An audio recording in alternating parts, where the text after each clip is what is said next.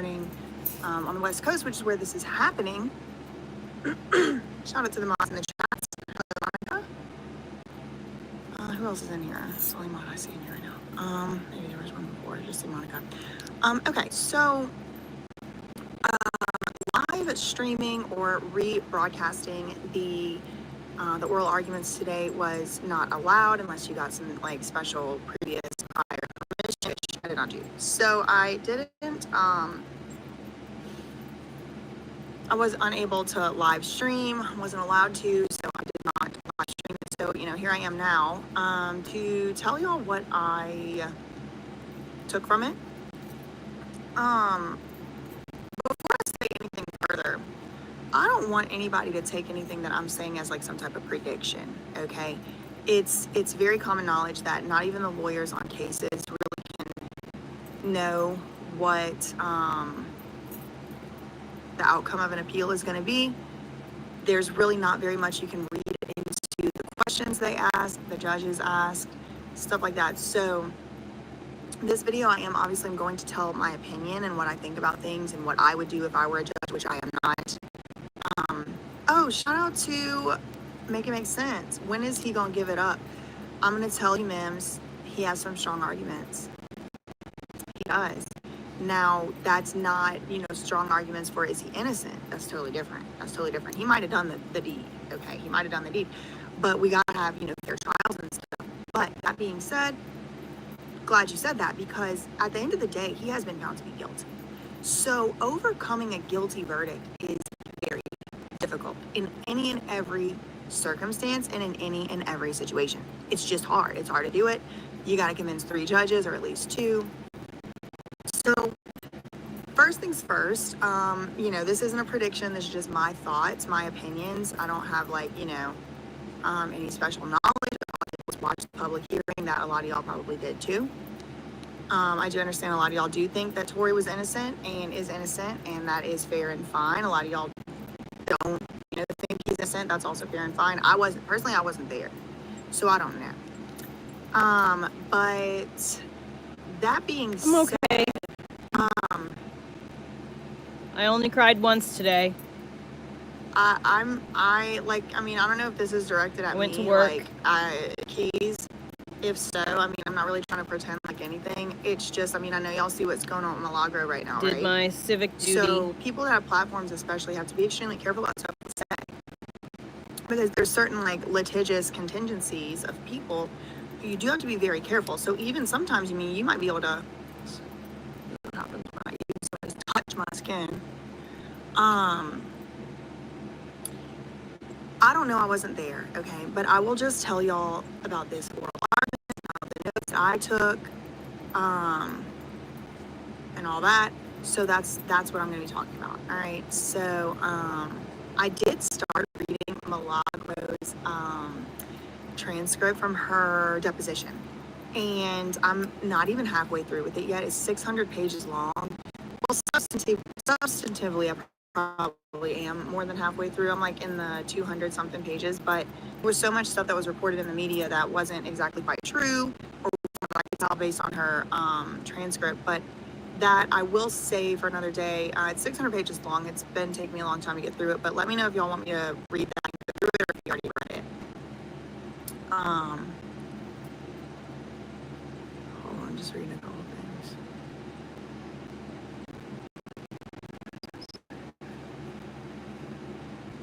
Her notes were, okay. Ashley said that Milagro's notes were insane and accurate. She told y'all things that they wanted to keep private in the media. Okay, interesting. Okay, so I have my notes here. I typed them up on, just notes or whatever. So I'm just gonna basically just read them. Oops, hold on. Just adjust this.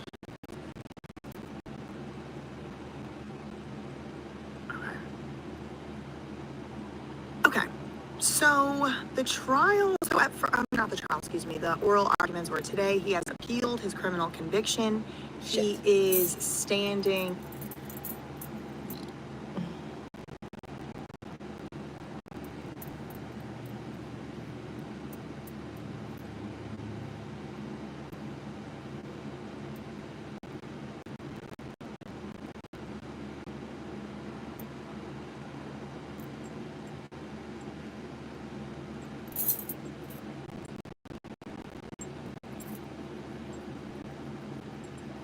How many do I? Basically, you want to slip stitch some and then try it on. Put your head through this hole, because you don't want it digging into your armpit, tell but me. you also don't want it too loose, because I find that as you keep going down the arm, it gets wider, and you probably don't want it like super wide on your arms. So you want it to fit comfortably, but still snug. At this point, chain 3. Chain 3. I like to do my sleeves with 13 stitches, including the very last stitch that we're going to do, which I'll show you how to do that one. That one's a little different. I'm counting this one as my first hole, because this is where my chain 3 is, basically in this hole. So 1, 2, 3, 4, 5, 6, 7, 8, 9, 10, 11, 12. And then I have one more stitch connecting these two. And that's going to make 13. So if you're doing the same size as me, then that should work for you as well. But you should definitely still try it on and make sure that that's going to work for you. Now you're going to do a double crochet into this next hole, chain 3, and then you're just going to do that stitch that we've been doing all around. Split that. Okay. Chain 3. Just adjust this.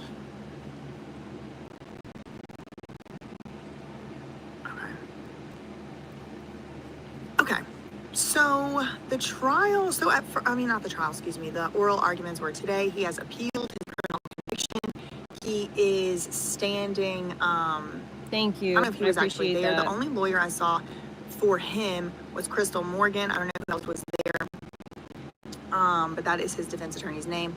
Now she stands up and she has reserved, I think, 30 minutes for oral argument, and or requested 30 minutes, and then I think she reserved like maybe 5 minutes at the end for rebuttal.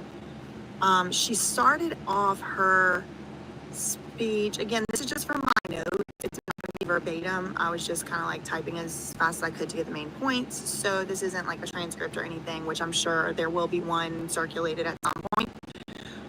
Okay, so Crystal Morgan, who is Tory Lanez's lawyer, starts off saying that like, any apology that Tory Lanez may have given to anybody should not be considered to be an admission of guilt. First things first, she's like, you know, him saying that he's sorry for something, like we can get into the arguments of whether or not, you know, what he's sorry for, but just straight off the bat, Tory lawyer Crystal Morgan said any apology that he may have issued to any person doesn't mean that he was saying that he's guilty. Admission of sympathy is not an indication of guilt. Now, she did say that what she believed were Tory's most compelling arguments stem from the confrontation clause, which is that criminal defendants in the United States have the right to effectively and thoroughly confront their accusers when they're being accused of criminal wrongdoing. The second argument, which she thought was most compelling, I don't know if she was going in order like the second most, but she said 3. So the first one was the confrontation clause. We will get into that. Second one was the prosecutorial opening. So the opening statement and the closing arguments were indications of a prosecutorial misconduct. And the third big issue, and she said these are their most compelling arguments, and I do agree with her on this third one. Before even hearing her arguments, like whenever, what have I been saying this whole time? Like, I think the most compelling arguments are specifically the Brady ones, the fingerprints, the DNA, the fact that there was transcripts of things that Tory Lanez lawyers did not have, the fact that they didn't know about certain DNA evidence until like the night before, certain things not being able to run through their own experts, not being able to make certain arguments because of the untimely turning over of evidence, which in my opinion is suppression, which counts under Brady and its progeny. Now, Brady has other cases kind of like that came after it that, well, I mean, Brady versus Maryland wasn't strong enough. There's more cases that come after Brady that even give the defendant, or not give, reaffirm and solidify defendants, and that includes me and you or anyone in the United States who is ever accused or charged with a crime. There's certain rights that come into play. And so they start off with the confrontation clause. This is the first kind of like round of arguments that Tory's lawyer makes. Is this like, first of all, let's start with the stuff. Okay, I know a lot of y'all are concerned more about DNA or fingerprints or why didn't they run certain DNA or why, 911 calls. And It's we not will going get to to come that, out right because the colors is the are confrontation going to change, and then it's going to take She forever for the says color to Kelsey, change and again. This is Tory's lawyer. So it's going to She be says like Kelsey Harris was the dark. present. The dark part is going to be at the end of the sleeve, but this in other sleeve, Kelsey testified I'm gonna on have to go December through 14th and December 15th, but she testified after invoking her Fifth Amendment right to basically not testify. But then the government came in and gave her immunity and ordered her to testify, so then she became available.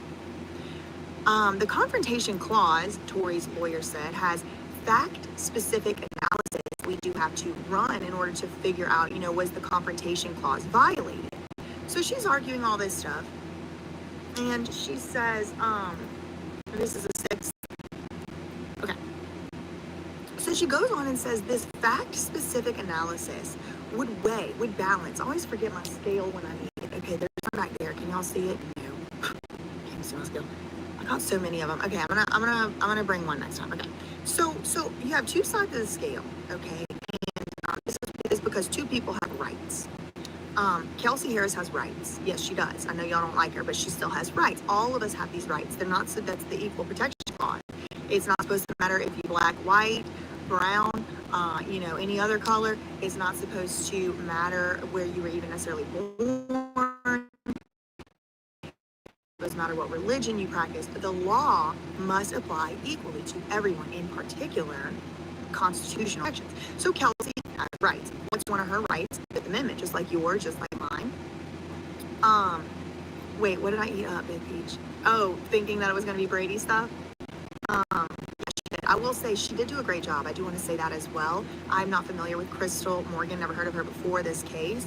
I will say that this she yarn did, makes me tingle when it I was goes very impressed down my for, finger seeing her certain for the ways. first time. I feel like It's she very demanded the soft. Tory Lanez lawyer says she does have the right to remain silent. However, my client Tory Lanez also My has phone died. rights, and that includes his Sixth Amendment right to confront witnesses against him. And she says now this confrontation clause analysis is a step-by-step test. Number one, you have to determine, was it a testimonial statement? And so what exactly the piece of evidence that the lawyer is taking issue with on this confrontation clause thing is that interview. Y'all remember that interview where Kelsey was, it was just a few months before trial. It was like September 2022.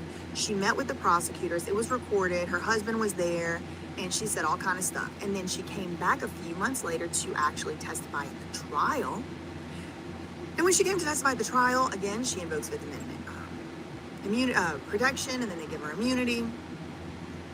But she kind of changes her story a lot on the stand. And then she also says stuff like, I don't remember, or I wasn't truthful. She admits.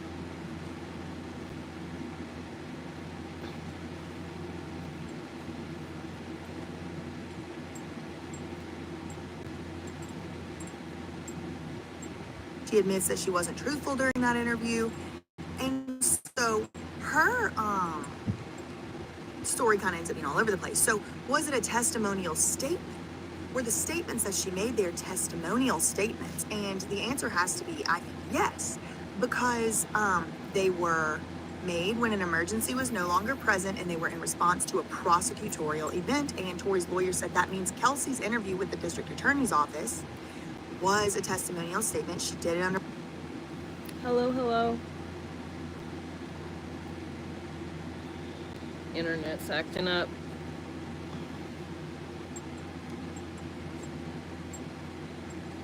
She did it knowing that it was in response to a prosecutorial event. So step one has been proven.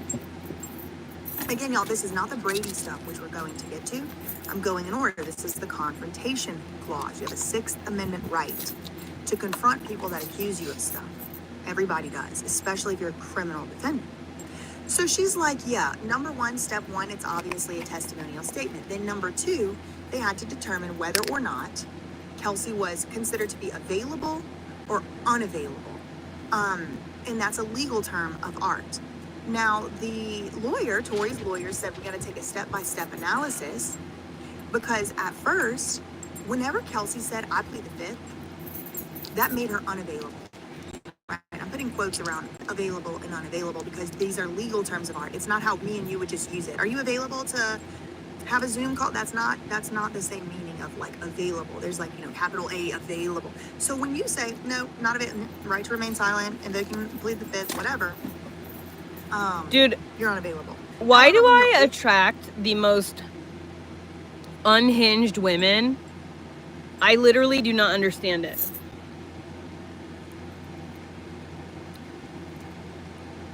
Today, this woman, Jennifer, who, it's so weird, dude, how many people become obsessed with me, and I'm like the most boring. I'm not a smoking hot fucking 10. I'm not like sexually provocative. I'm literally like, I mind my own business and I try to do a good job no matter what my job is. And like, I don't understand how I end up stepping in landmines with people all the time when I'm just out here minding my own business. But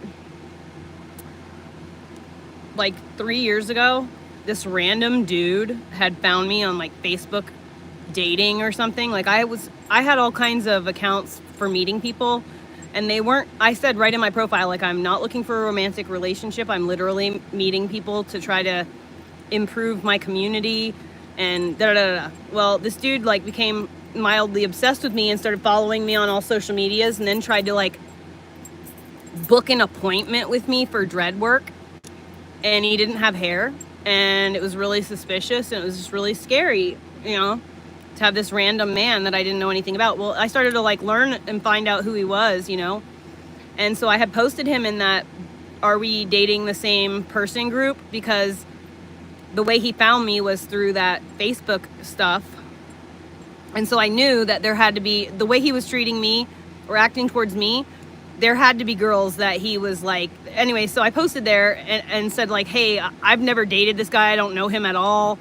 I'm not sure if this is even the right place to post or whatever, but this is my experience, and I'm just trying to find out if there are any other girls who went through this or anything. And dude, like 8 girls fucking reached out to me. And one of those girls was Jennifer. And Jennifer was, at the time, still legally married to him. He had DV'd her. It was like a whole thing. Like her need to get away from him was like serious. It was a real thing. Anyway, because she was the most recent, quote, victim, I personally made a conscientious choice not to befriend her, because she was still susceptible to go back to him with literally anything any of us said to her or anything like that. So I made it a conscientious choice to like let her have some time away from that guy. And again, I was never in a relationship with him. I never dated him. I didn't know him from Adam. I'm just a random girl off the internet. So my like tie to this was way more shallow than everyone else who had been in relationships or dated him or whatever.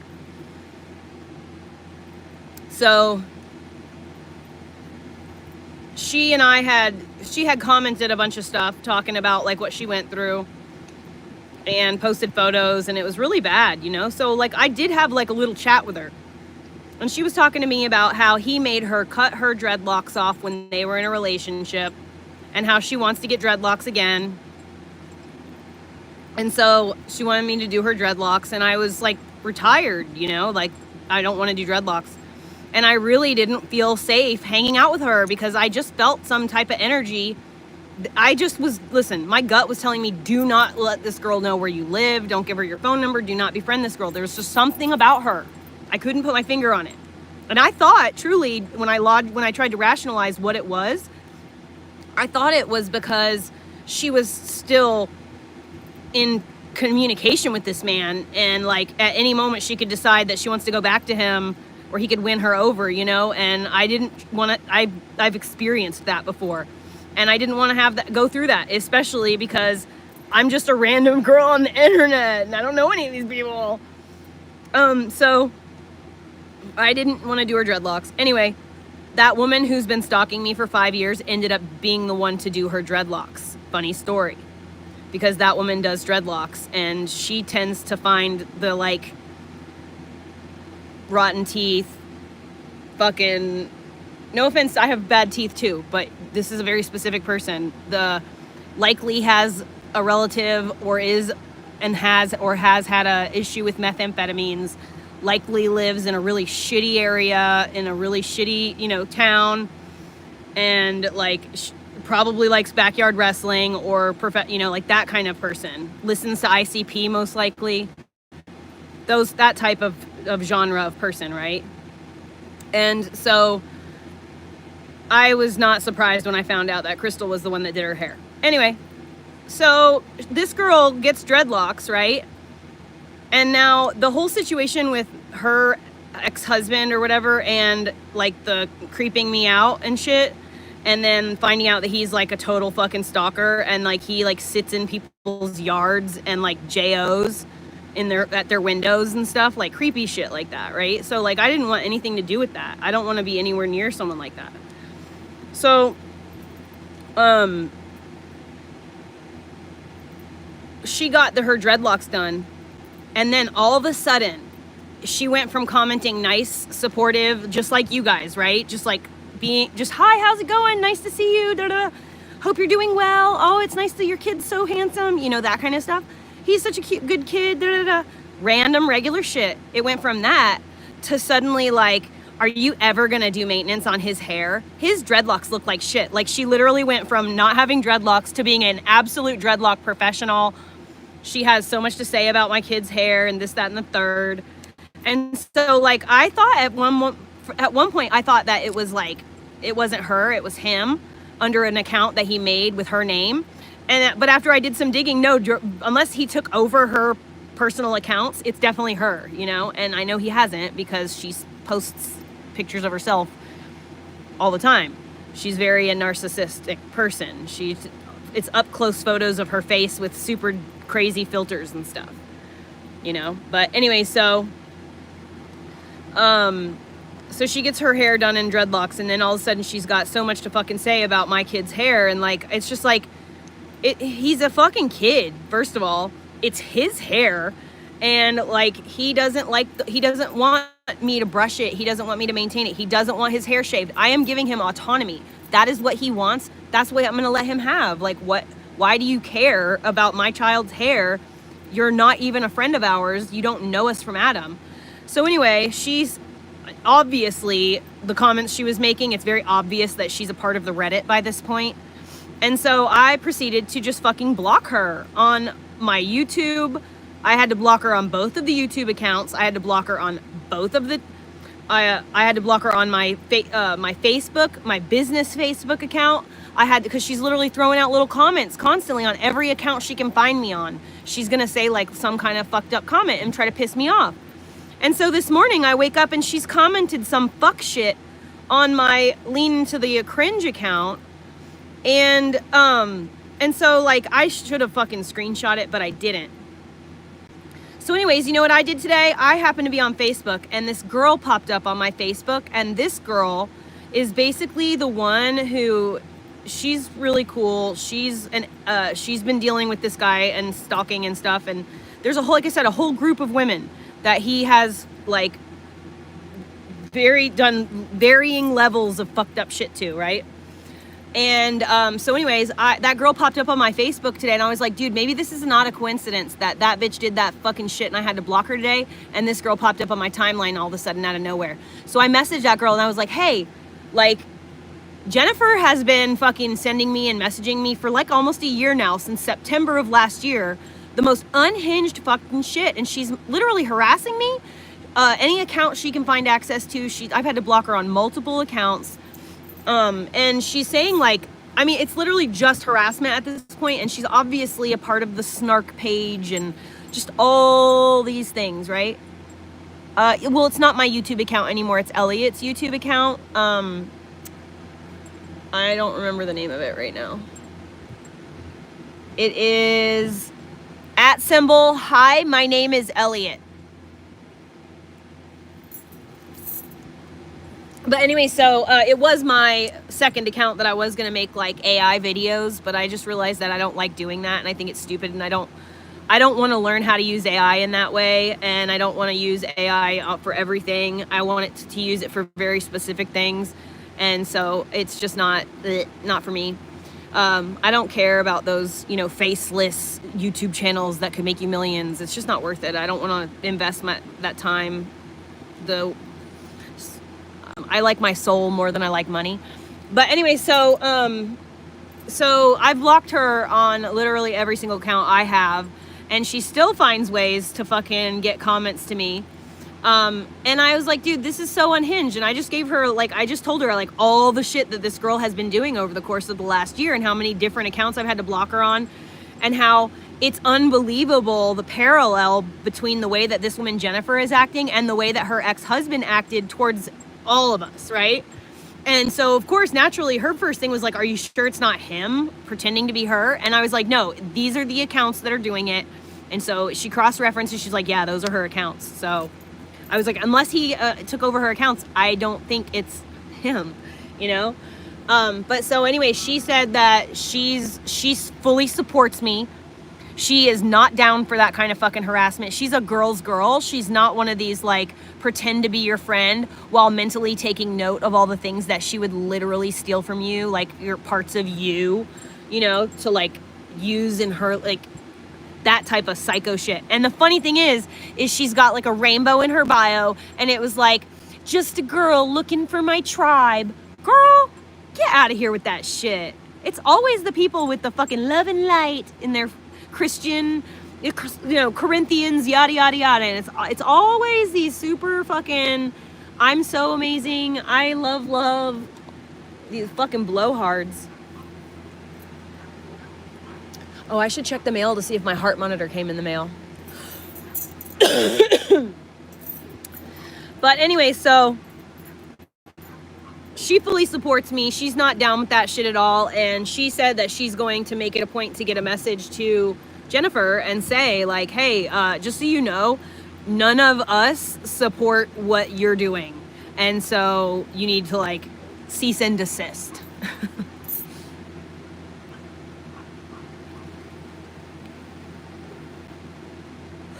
We had a trampoline in our front yard too. Or I guess it was in our backyard. When my ex-husband and I were like 15 years old, we had taken some, oh no, I missed one. We had taken some ecstasy or whatever, and we were young, like, yeah, 16 or something maybe. And we were jumping on the trampoline, and I jumped off and started running, and he jumped off and started running. Now remember, he's visually impaired. He can't see, you know, stuff. Like, really. And so anyway, it was rainy. It was like, that's why we were jumping and going inside. It started to rain, and I had this playground that was in my backyard that was there from the people who owned the house before we did, and it was made out of wood, and it had swing sets, and then it also had this piece of wood that extended like out like this, and it had like a rope swing with a tire on it or whatever. But that had gone, that was gone, that had fallen apart and was gone. So it was just the piece of wood sticking out now. And it was like a 4x4 or something. It was a big, thick, square piece of wood. So anyway, Josh jumps off the trampoline and is running at full tilt, and he fucking goes head first right here into that fucking wood, and it knocked him out cold. And he was bleeding, and it was crazy. And, you know, he was on the thing, on the stuff. And so, like, when he came back, he's like, I'm blowing up so hard right now. So I took him on the couch, and we kept monitored, and my mom was like, my grandfather was a veterinarian, and so he would have my mom help him. So she was like fully competent with like medical things in a lot of ways.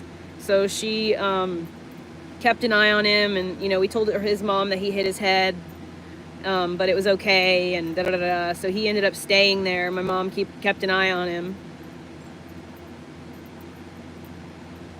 It's my mom's fault. She let us do drugs at the house. But, you know, my mom was one of those moms, I'd rather have her do it here under my supervision than to have her out on the street somewhere. Yeah, okay, I guess. Or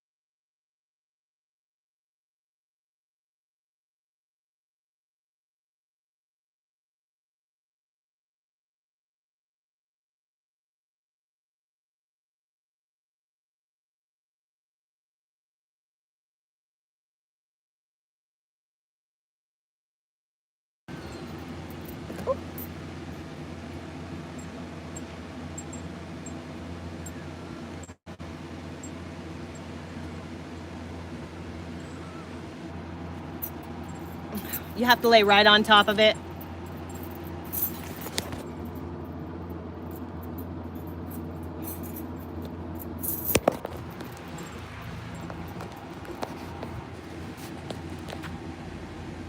I don't like it. I don't do that stuff ever anymore. I was, you know, like 16. You couldn't pay me to do that stuff these days. It literally will make your brain Swiss cheese for real. Besides, I like being high on life, to be quite honest. I don't like doing anything. And if I didn't have stomach upset or like I get like headaches from smelly weird shit in the environment in general, you don't realize how many bad smells there are in the world until you are sensitive to smells. So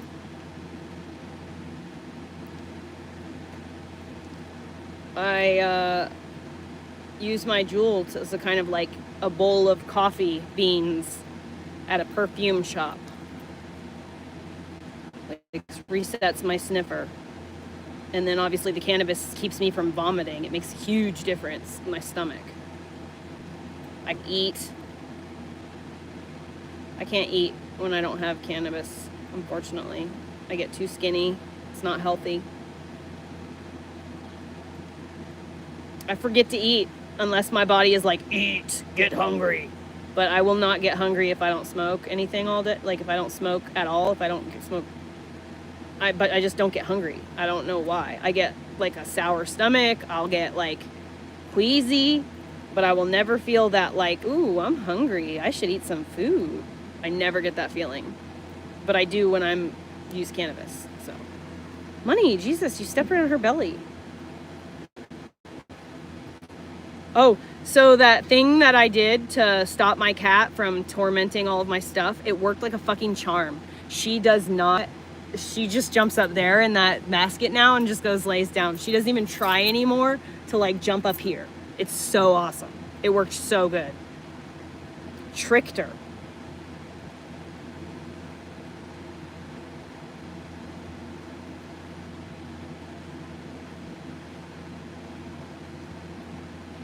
And the baby seems to be 100%. She's, dude, you got your butthole on my stuff. Excuse you. She's doesn't seem to really be. You know, cats do hide pain well, but she's not favoring her leg anymore. She's like totally walking like normal. She's like fine, which makes me very happy. Oh no, I didn't finish the socks. I stopped for a little bit. I'm gonna undo them, but I needed the energy to do that and then go back again.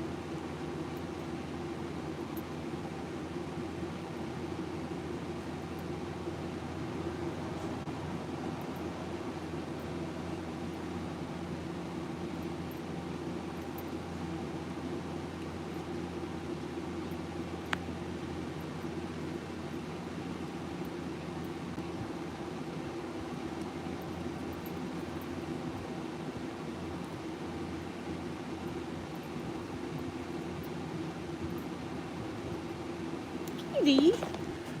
Hello, hello. Damn it.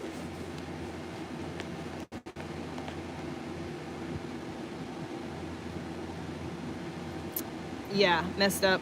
I wanted to test out, like I was kind of freehanding it, and this part here needs to come up more, and then they need to go in right here. I decreased stitches over here when I shouldn't have done that. I should have let it stay wide like this, and then when it comes to here, then curving it up here and then out. So it goes like this. These seams go like this, and then this part wraps around the top of the foot, and then these go together. But because I made it so small, it's just going to be too tight. It's not going to be right. So it really does need to be this wide out to here, so then it can cover the foot, and then I can fold this over, and that will, you know, be the toe. And then you stitch, stitch, and then you do like 11 stitches this way and 11 stitches that way, and you just extend either side. So once after you flap it up like this and you bring it, the thing wraps around like this, like wraps around your ankle like this, the big piece, and you stitch all the pieces together and it makes a sock. It's basically magic. I'm doing okay. I mean, I'm not like better, but like I only cried once today. I consider that to be progress. I got up out of bed, I went to work, even though I very much did not feel like it. I knew that I needed the money, so I needed to go do my thing. And also I didn't want to disappoint my lady, so I had to make a couple of phone calls or whatever that were important as well. I did that. I also drank, I've drank probably close to 2,000 grams or milligrams, so 2 grams of sodium today. I'm just trying to not get myself into a place. I pooped today for the first time in like 5 days. So yeah, things are better, I guess, but not really. So these fucking psychopathic bitches on the Reddit pages are like trying their damnedest to use my sad moment as an opportunity to hurt me. They're doing everything they can. They're firing up extra hard right now.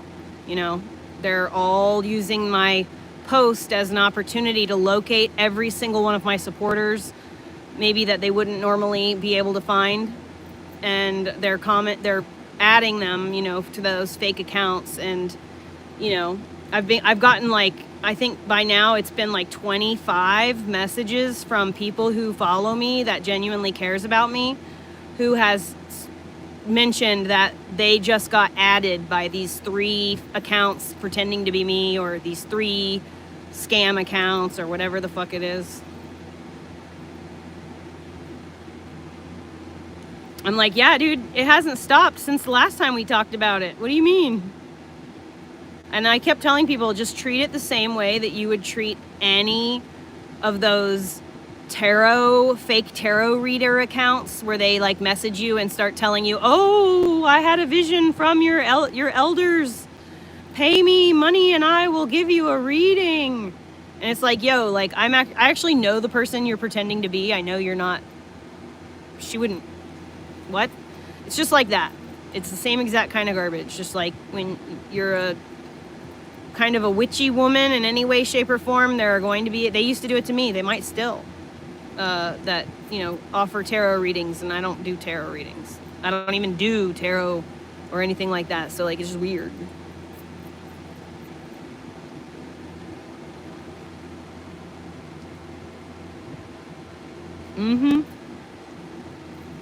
Anyone who follows me on TikTok has been followed by these accounts. And if they can find out you have any affiliation with me whatsoever, they are going to post about this or add you from the slander accounts. Bro, it's crazy though. You know, if you really think about it, like it's gonna be a wild day when like I actually like go through with the like legal stuff, you know, and there's like the discovery and the like exposing the people who did all the stuff. It's going to be crazy when it happens. I wonder if like that's going to be what makes my social medias blow up, really, at the end of the day, is the exposure of these people and stuff. We'll see. I mean, there's always a reason for everything, and I know that when I'm suffering through something, there's a fucking reason for it. But, oh, I didn't even tell you guys. Dude, I got some fucking killer news. Today, while on the job, I got approached. So someone else, another contractor shows up. Now, you remember, guys, I was just talking about how I was nervous about going back to work with my boss because of just, it's kind of uncomfortable sometimes. And I was really not sure like what I was going to do about that situation. Well, anyway, I was doing my normal Monday job. And while I was there, this contractor shows up. I don't know who he is, but he's apparently a local. I don't have any clue who he is. I don't even remember his name. But he shows up, and the like caretaker lady for my client, she comes up to me. She's like, hey, she's like, this guy has like a job offer for you. And I was like, wait, what? I'm like in my own zone, vacuuming and like sweaty and like, you know, kind of on like going hard. And so I met him, and he said, hey, so we have 14 Airbnbs between like in this like 40-mile strip or whatever. And he said that he wants to hire me to do all those jobs. Dude, are you fucking kidding me right now? I'm gonna have to hire someone. Like, I'm gonna have to hit Nikki up or fucking this other mama that lives a couple towns over, and like have like someone that works with me. I'm gonna have to hire somebody, I think.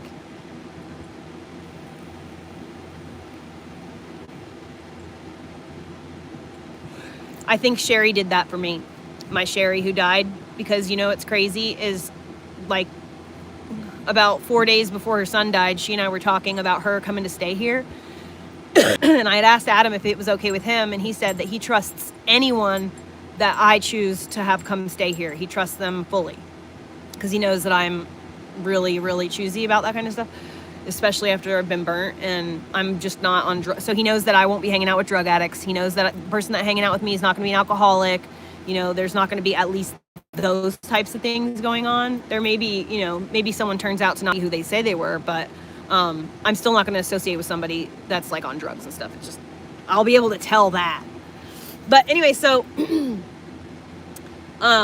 we were talking about her coming to stay here in the spring, and she was asking me like, do you need any help at your job, you know? And I was like, honestly, like kind of, but it's not really enough to sustain a full second person's needs, really, you know, like honestly.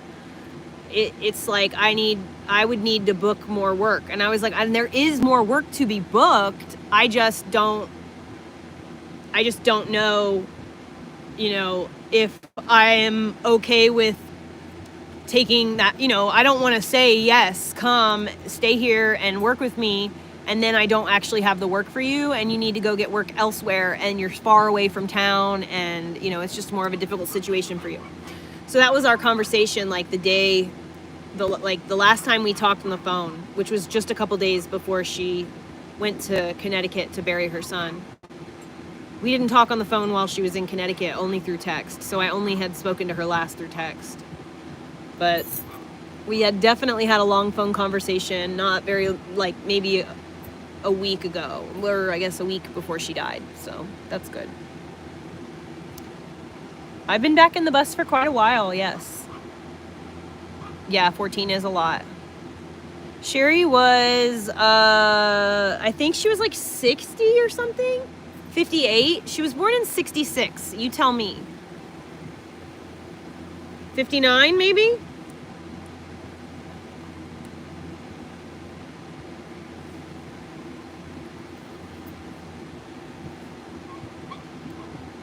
It just got cool. All of a sudden, the sun just disappeared behind the mountain. The temperature just dropped like 7 degrees instantly. Oh, it feels so good in here now all of a sudden. I was hot a minute ago. But no, it's like all shady and cool breeze. Oh shit, I did it again. Oh well, I'm gonna ignore it. It's for personals anyway.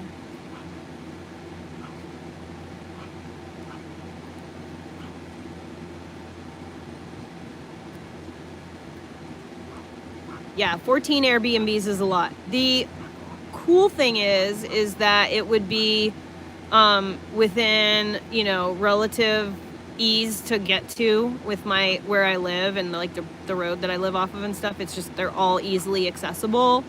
Half of them are small and half of them are like full houses. So we would have to see about that.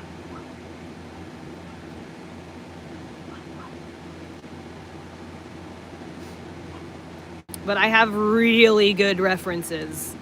So either way,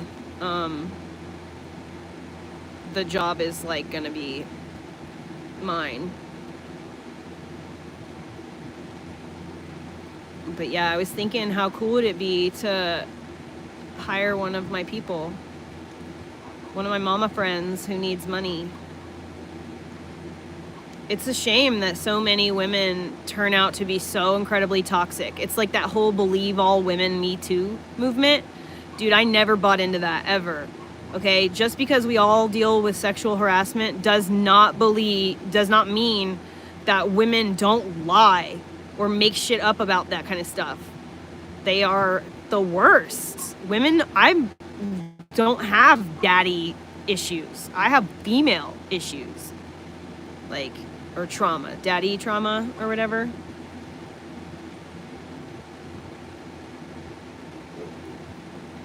Orly! Dude, Orly does not like this guy that Amy is dating. For some reason, he does not like this man at all. Oh, I offered Amy, I don't know if I told you guys this, but I was like thinking about it last night and I just never got around to actually asking her before I fell asleep. But so I texted her today and asked her if I could throw her some money, like maybe like $40 or something like that. If she would, she was yesterday, she was over there in the dog kennel area doing stuff. And I saw it this morning. It looks so good. She got all the blackberry brambles that were starting to pop up out. She's got it like down to just gravel. There's no pokey things and no stumps or anything that got, like she got all the weeds out of it. It looks so good. So I asked her if I could pay her some money if she would do what she did over there to my front yard. And she said yes. So that's gonna be awesome.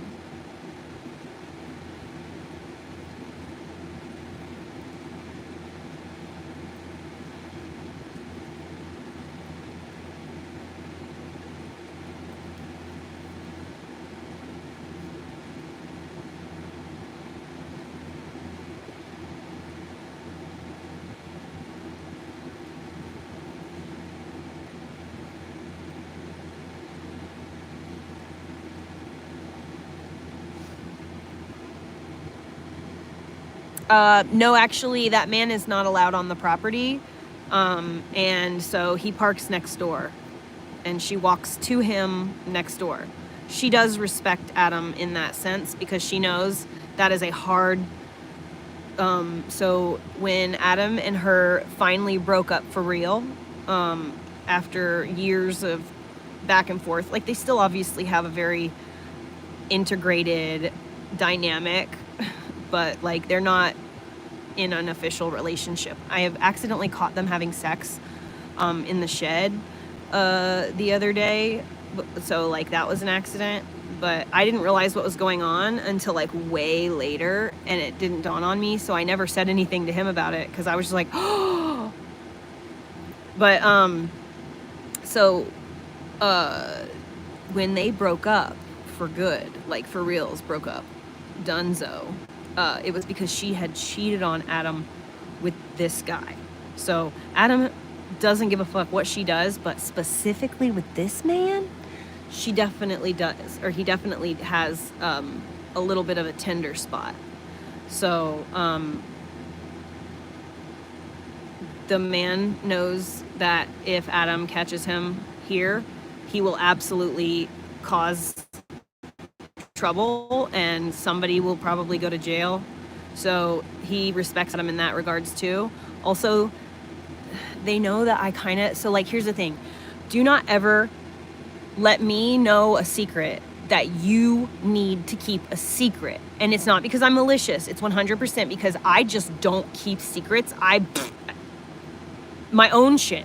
You know what I mean? Like, I, in my own personal life, I don't have secrets. And so if you don't want me to like accidentally just be musing about like what's going on in my life and include what I observed happening because I was there, or like I'm a part of that in some way, so I'm telling my part of it, if that's going to make you mad, do not include me.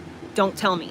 So they also know that about me. And so they know that, like, especially when I'm around, they have to be, because I will totally tell Adam. And not because I'm going to tell Adam, like, oh my God, I'm going to tell Adam. It's because he'll be like, hey, well, what was going on today? Oh, so-and-so came by and such did such, and then she did this and I did that and blah, blah, blah. You know, I'm not going to lie. I'm not going to lie. And if I'm asked a direct question, especially, like, I'm not going to lie. I'm never going to lie. Not for anybody doing dirty things behind people's backs. Never, never. If it's something that will, like, is because of someone's safety, I'll white lie maybe or whatever, but like, I'm not, that's the only kind of line that I will cross. Like, I won't lie. But he does ask direct questions, and he is crazy, dude. The whole time that he's gone, when he's not here, he's 100% checking those cameras, and he rewinds them. He rewinds the cameras till the minute he left, and he'll sit and watch it, and he'll have the sound on, so he'll like know like when to listen and slow down and when not to. He's caught some weird shit on camera, dude, like birds doing shit and like animals doing weird shit, because I've never met anyone like how he is with his cameras. He's like on that shit. So like, she knows that he's like that, and so she's not gonna she knows that he could very well be watching the cameras literally right now. If he's not here, he could be watching the camera literally at any moment. So don't do shit that you don't want him to find out about, because he will. You know what I mean? It's just that kind of situation. And for that, I give her a nugget of respect. You know what I mean? Like, I personally would assume that if you're in this far, you're, kind of like you're in for a nickel, in for a dime. Like, you're this far down the rabbit hole. Like, what would having this guy around, it's just, I don't know. I wouldn't do it, but I just would expect it from someone like her. But she actually has, I will say she's crazy, but dude, she's actually got a good heart. She really does. Really, when the shit really comes down to it, she's been severely abused, super duper traumatized, and she has used drugs as her crutch or as her coping mechanism. And unfortunately, that too has caused some frying to happen. And because anyone who has an addiction is going to facilitate that addiction in whatever way they can, you can't trust her not to steal cash if it's laying around, but you could at the very least trust her not to go pawn all your stuff, because she knows that she'll get caught and then she'll get kicked out. So she at least has like some limit, you know what I mean? But if she thought she could get away with it, I'm sure she would try, I know she would, because she has done that kind of stuff. But again, it's just really, but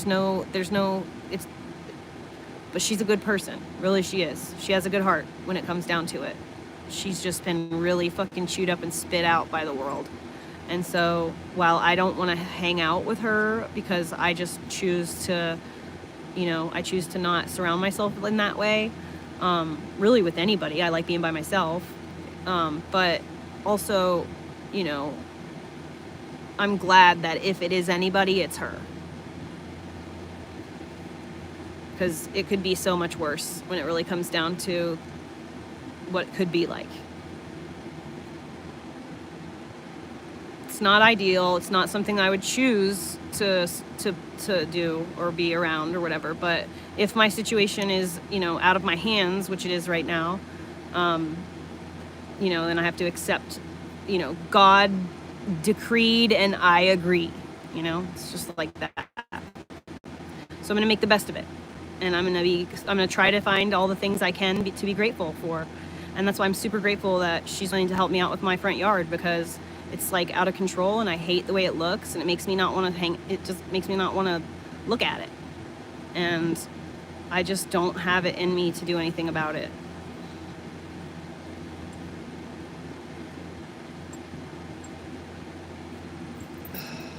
I really need to overhaul my house so bad and throw away like so much stuff or like pack up stuff.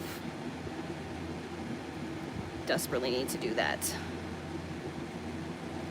Like this cat kennel, I could have like a really nice shelf here where that cat kennel is instead of that cat kennel, since nobody's gonna use it, and I could sell it for like $100 on the marketplace. Probably not. I'd probably sell it for like $40, but I did pay $75 for it.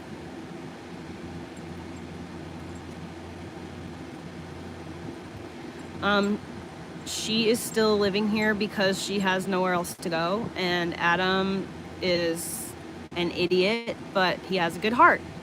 You know, he can't, in good conscience, let her stay on the street. When she doesn't have a place to go, she really does self-sabotaging things, and while she kind of lives her own to the beat of her own drum, it's less bad if she's got, you know, a safe place to sleep at night. And this is, you know, nobody wants her getting killed. Nobody wants her getting, you know, scraped.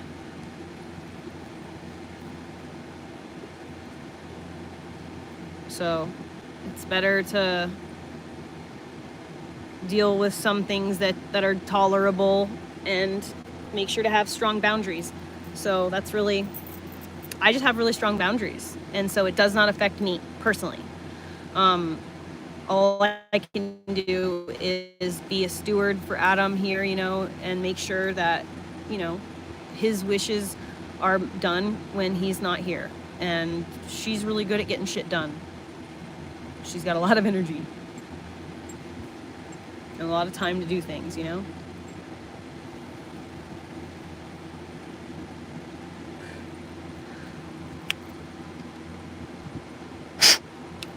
How in the fuck do they go so fast? I need to go buy some already.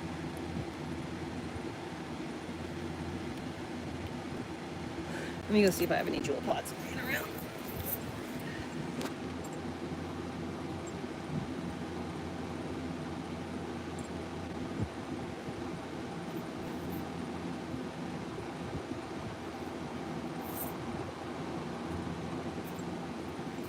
Past Heather coming in clutch again. God bless you, Past Heather. I just love you.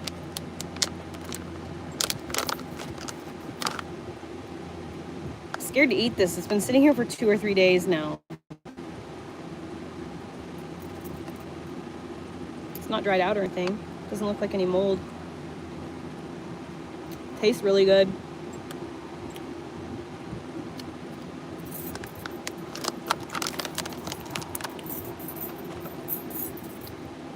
Must not have been that scared. But yeah, so like, she's really helping out, you know, with her being here. So I don't have anything too negative to say.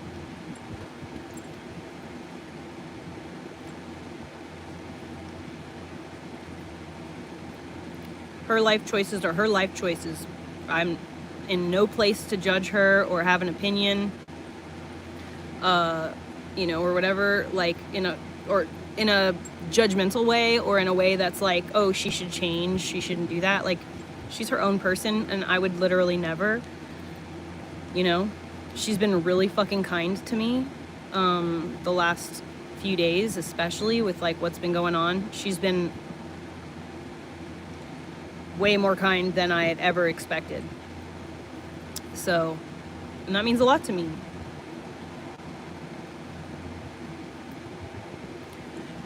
Did you see my message about the sunglasses? Yeah, I don't really have any. If there might be a pair on the dash of my truck, and if there are, then you can use those. But I really don't know. There might be Elliot's. Okay. I just want it to like not be a bunch of spiky ass ugly shit. I want the weeds to be gone. It doesn't even have to be like gravel, you know, like I'm not asking for just not like that. Prettier. It just looks so terrible right now. And I mean, I have that nice chair and table set, you know, might as well use it, but I don't want to walk out there. It's fucking hell.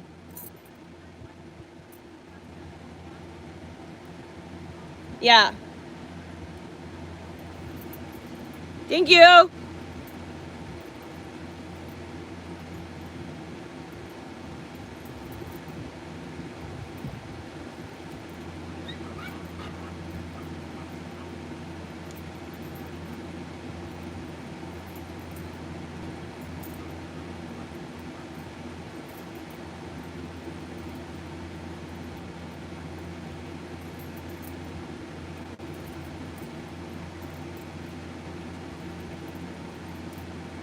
I don't really believe in wearing sunglasses. I think that if you wear sunglasses, it stops your body from recognizing that you are in the sun, and therefore your body doesn't produce the hormones that it needs to protect your skin. You have, even me with my pasty ass self, I even have the ability to, you know, protect myself a little bit. But I don't like to wear sunglasses for that reason. Because I want my body to always know, like, bitch, you are in the sun. So don't get sunburnt. And honestly, since I stopped wearing sunglasses, I've only had like maybe one sunburn. But that was because I was like swimming outside in the full hot summer sun. And so I just got sunburnt from like every angle from the sun bouncing off the water. Actually, I think I was wearing sunglasses that day. There was a picture of me. I remember the picture. I had on like a trucker hat type thing, and I think I had sunglasses on in that picture. Haven't had a sunburn since I stopped wearing sunglasses. Confirmed.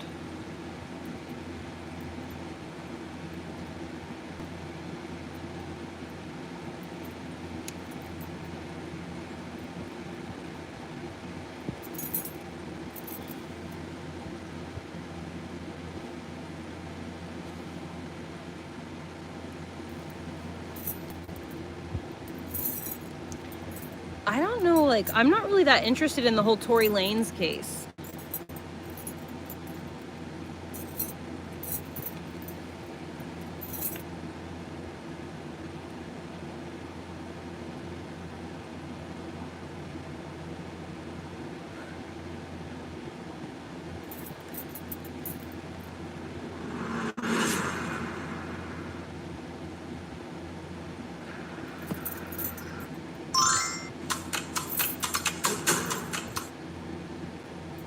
About the same motion Wendy Adelson has done for every trial for the murder of Dan Markel.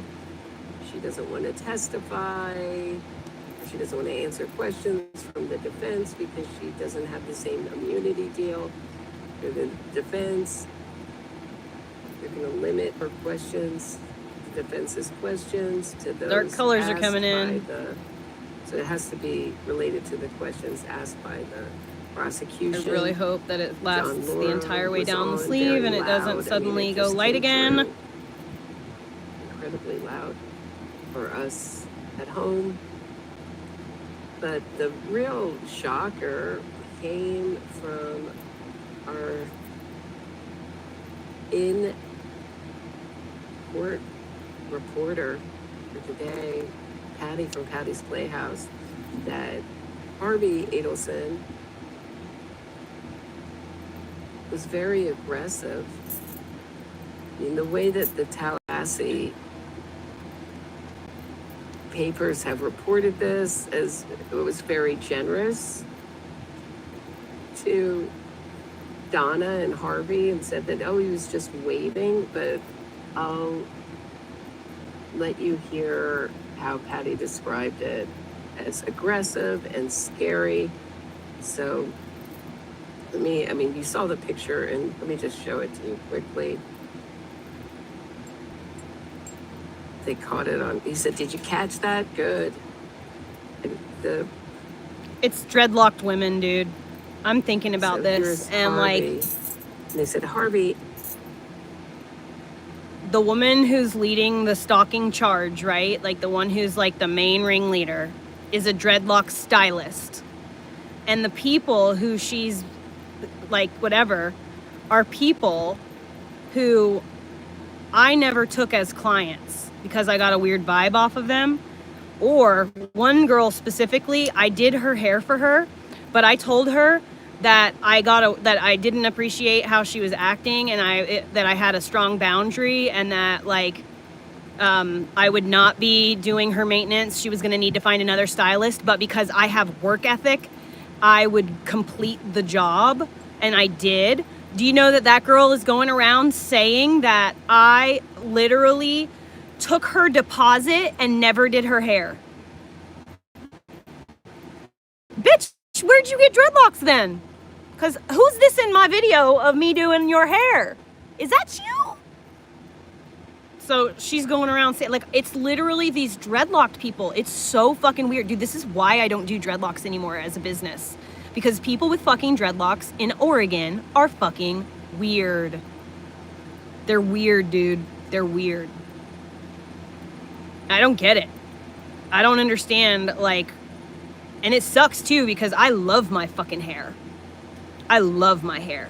And it is like great. So I'm lumped in with all these fucking psychos and borderline personality and freaking bipolar sociopaths. Like, what the hell?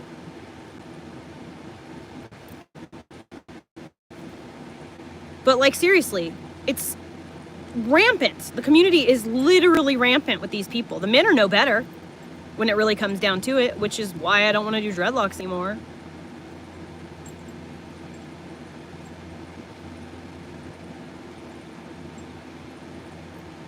Dude, the dreadlocked fucking people. Yeah, that girl's name is Jacqueline. She goes around saying that I took her money, her deposit, and never showed up to do her hair. But like, nobody ever asked her, oh, well, who ended up doing your dreadlocks, by the way? I called her out too. I was like, isn't this you right here in this fucking video of me doing your hair? Like, when she tried to say that about me, she was just lying. So wild. I don't understand, but like, like, so you're just lying? Just bold-faced lying? I don't understand that. If you're mad at me because I didn't want to do your maintenance, I didn't want to be in your life anymore. So how about you just like accept that and go be and have do your life? Why do you give a flying fuck what I think, say, or do? Like, obviously I'm a total piece of shit in your eyes. Why does my opinion have such value? Wouldn't that mean, like, isn't it the right thing or the healthy thing to do when you don't like someone? You don't have anything to do with them, right? I will never understand this. I hate you, so I'm gonna watch every single thing you ever create on the internet, and I'm gonna have an opinion about it. Like, what? What? Why? I don't understand it. These people are not like doing any kind of social justice. I'm not a scammer. I'm not a thief. I'm not getting money from my subscribe or my followers. So like, exactly what it is what am I doing wrong? Sitting here crocheting and, painting and sanding, cleaning. I don't understand it.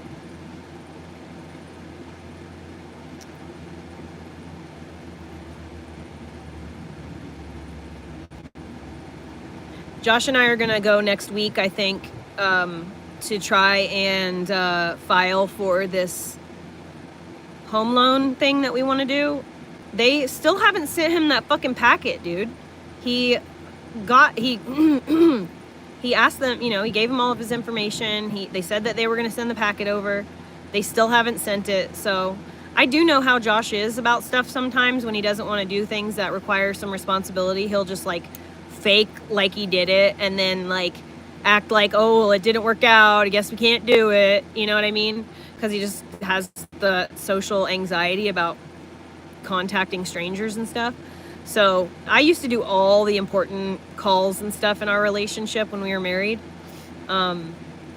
So I may end up having to take charge about the whole situation to get it going.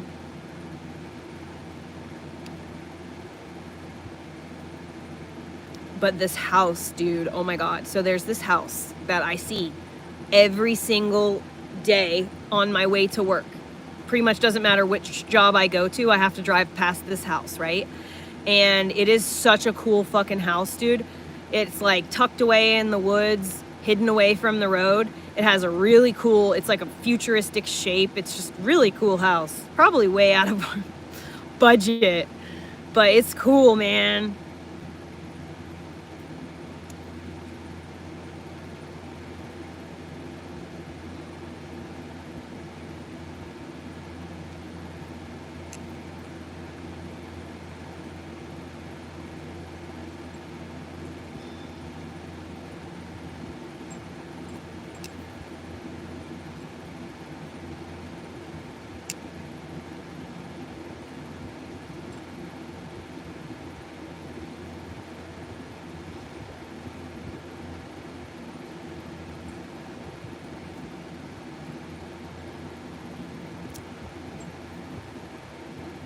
Dude, I'm like literally starting to collect names of the girls in that Reddit. I'm like realizing who it all is. Now that I've realized it's like all the dreadlock people, I'm starting to like realize like, oh my God, that's Melinda and Crystal and Jennifer and Megan. Interesting. And Jacqueline. Dude, it's so fucking crazy. And it, like, honestly, if I was like on the other side of this, I would totally be like, well, if that many fucking people, you know, the common denominator is obviously this person, Heather. So like, there's gotta be some fucking something to it all, right? But no, there's nothing to it. Do you know that there's I put up a post about, you know, hey, if you get if you're an unbiased neutral party, if you get it in your, you know, if you get curious about the whole, like, my situation and you want to like do a deep dive into my lore, go through the Reddit, figure it, you know, like do a deep dive investigation on like what you know your opinion is or whatever the case may be, please, I will be happy to facilitate that. And someone commented and was like, and I know that it's a concern troll as soon as, you know, as soon as they say this, but they were like, is it true? Like, if people are going to do this investigation thing, it's going to look bad for both parties. And I'm like, no, it's not. Like, I've done nothing wrong. And then the person was like, there's a screenshot of a conversation between you and somebody where you told your friend that you had cancer and da-da-da-da. When did I ever say that that wasn't true? When did I ever say that, like it didn't end up being as serious as I thought it was at the time when I was like texting someone while I was crying, you know, because I had just found out, and this person was, I thought, like my closest friend. But again, betrayed and dreadlocks go hand in hand. So, my doctor, we had an abnormal pap and I tested negative for HPV. So my doctor freaked out, like my GP, who I still see all the time, she was like, Heather, she's like, you need to go have, I don't know, I can't remember which one I did first. I did a colposcopy and I did something called like a cone biopsy.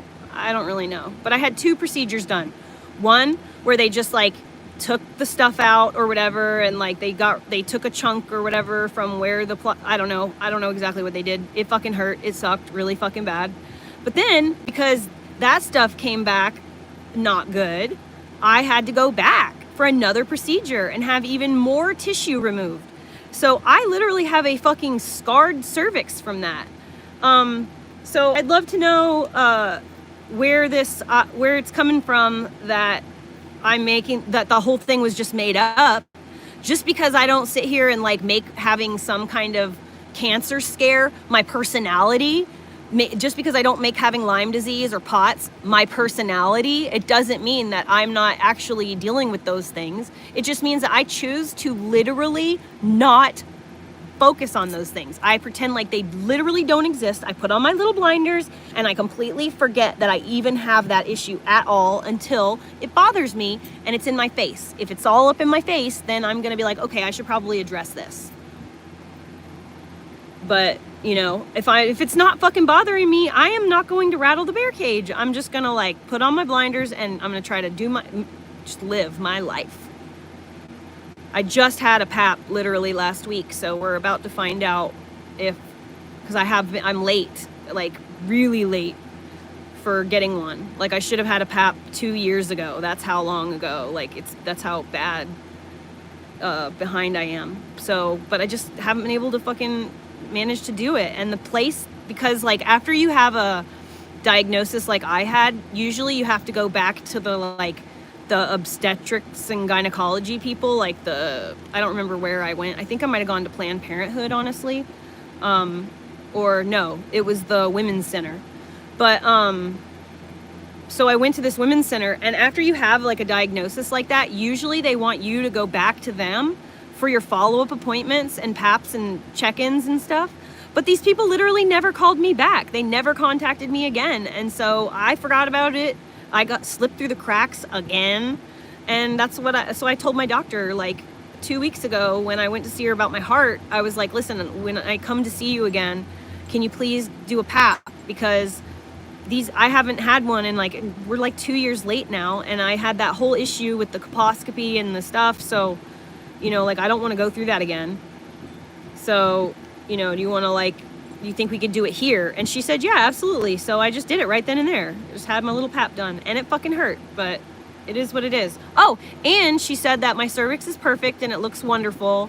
Because I was worried because I thought that there was like, I don't know, I thought I felt something off that was not right.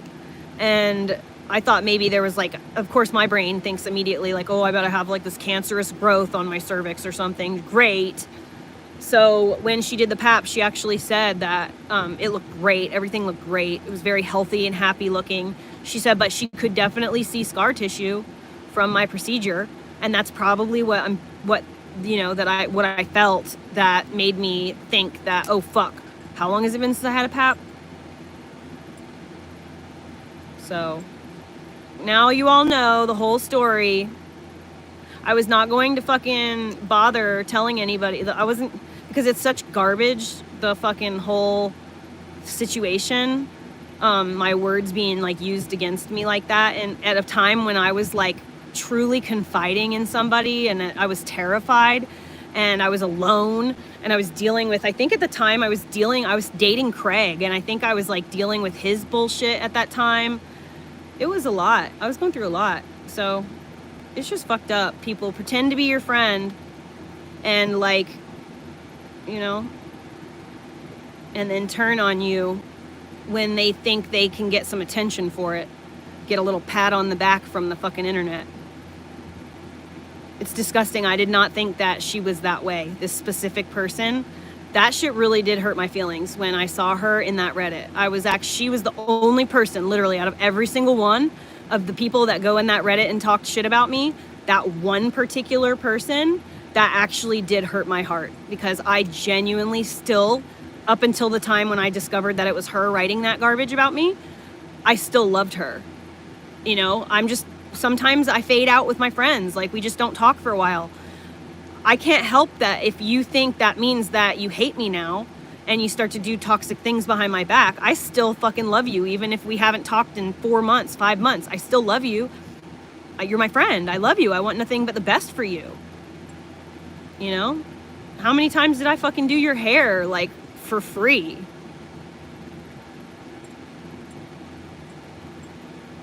or for super fucking discount. That woman actually fucking saved my life one time. I fucking had a huge issue in like February of 2023, I think, or maybe 22, where I was like, I had low blood volume, I had low platelets, I like was literally like dying. And she had booked an appointment with me, and she's like in nursing school. And so she came to get her hair done. By the way, she did not pay me.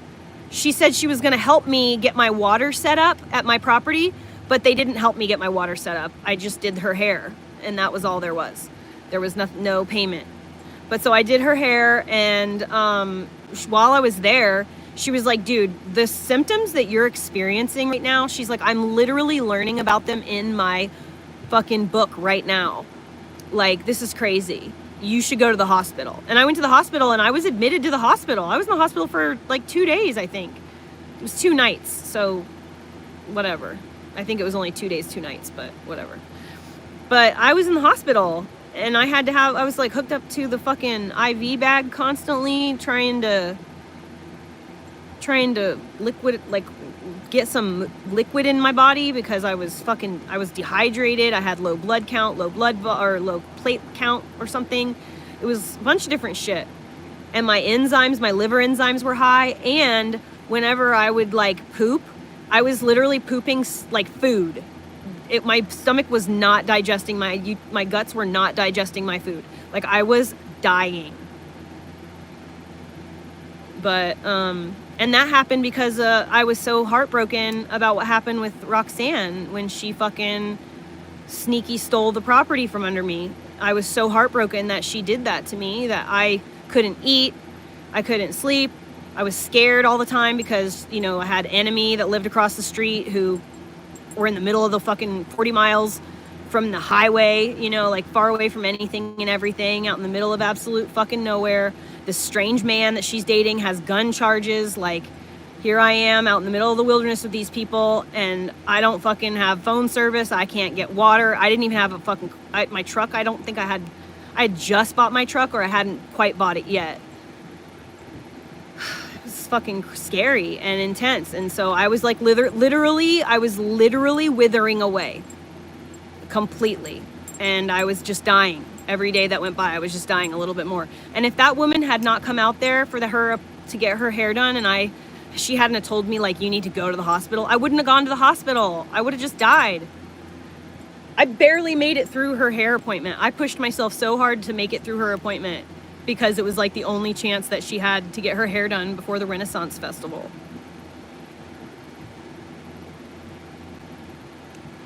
It just really hurts my heart to know that she's in a Reddit snark group dedicated to me when I very much loved her.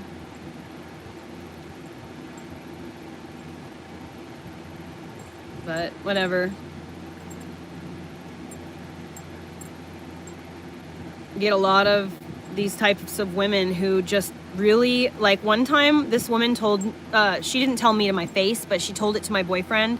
She just said, like, he was like, why don't you like her? Like, what's the deal? And that woman literally said, she's too free. What? What does that even mean?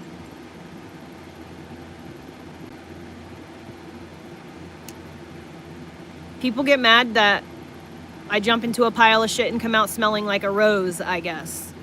But I can't help that.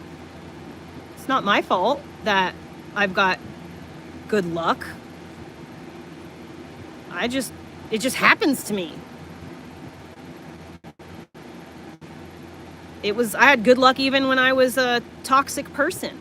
I've always just had really good luck. I don't know what to say. My birthday's a very auspicious day.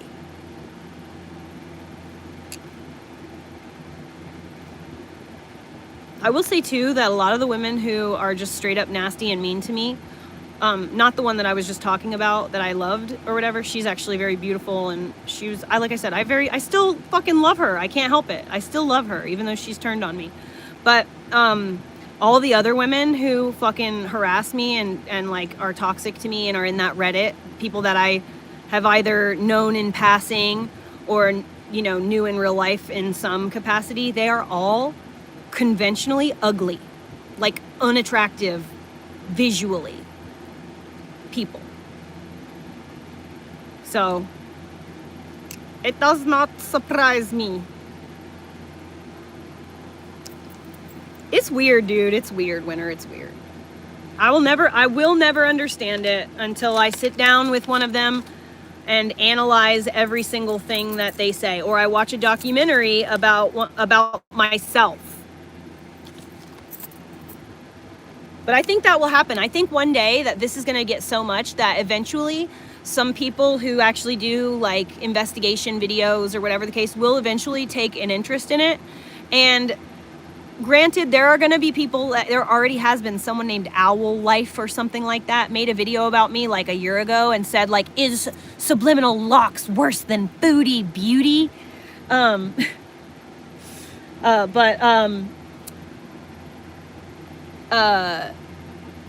I know that there are going to be people that are a part of that Reddit who are going to like make the video based on just what the Reddit people say instead of like actually watching my content and doing an investigation.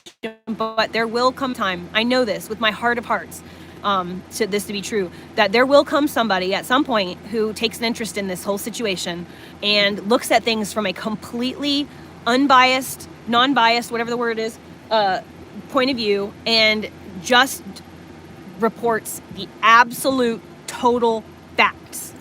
The facts about what I am and who I am and what I say and do, and the facts about what that is and what they are and what they say and do. And that's all I ever want. I just want someone to just factually report everything, good and bad, everything. So that way people can make their minds up for themselves. But I would love to see like an interview, you know, with someone psychoanalyzing these people. I would love for that to happen. None of these people are self-aware enough to stop acting that way and then in turn, you know, explain why they were making the choices they were. They're so held hostage by their emotions and they're like, you know, they get a rush. They literally get a rush.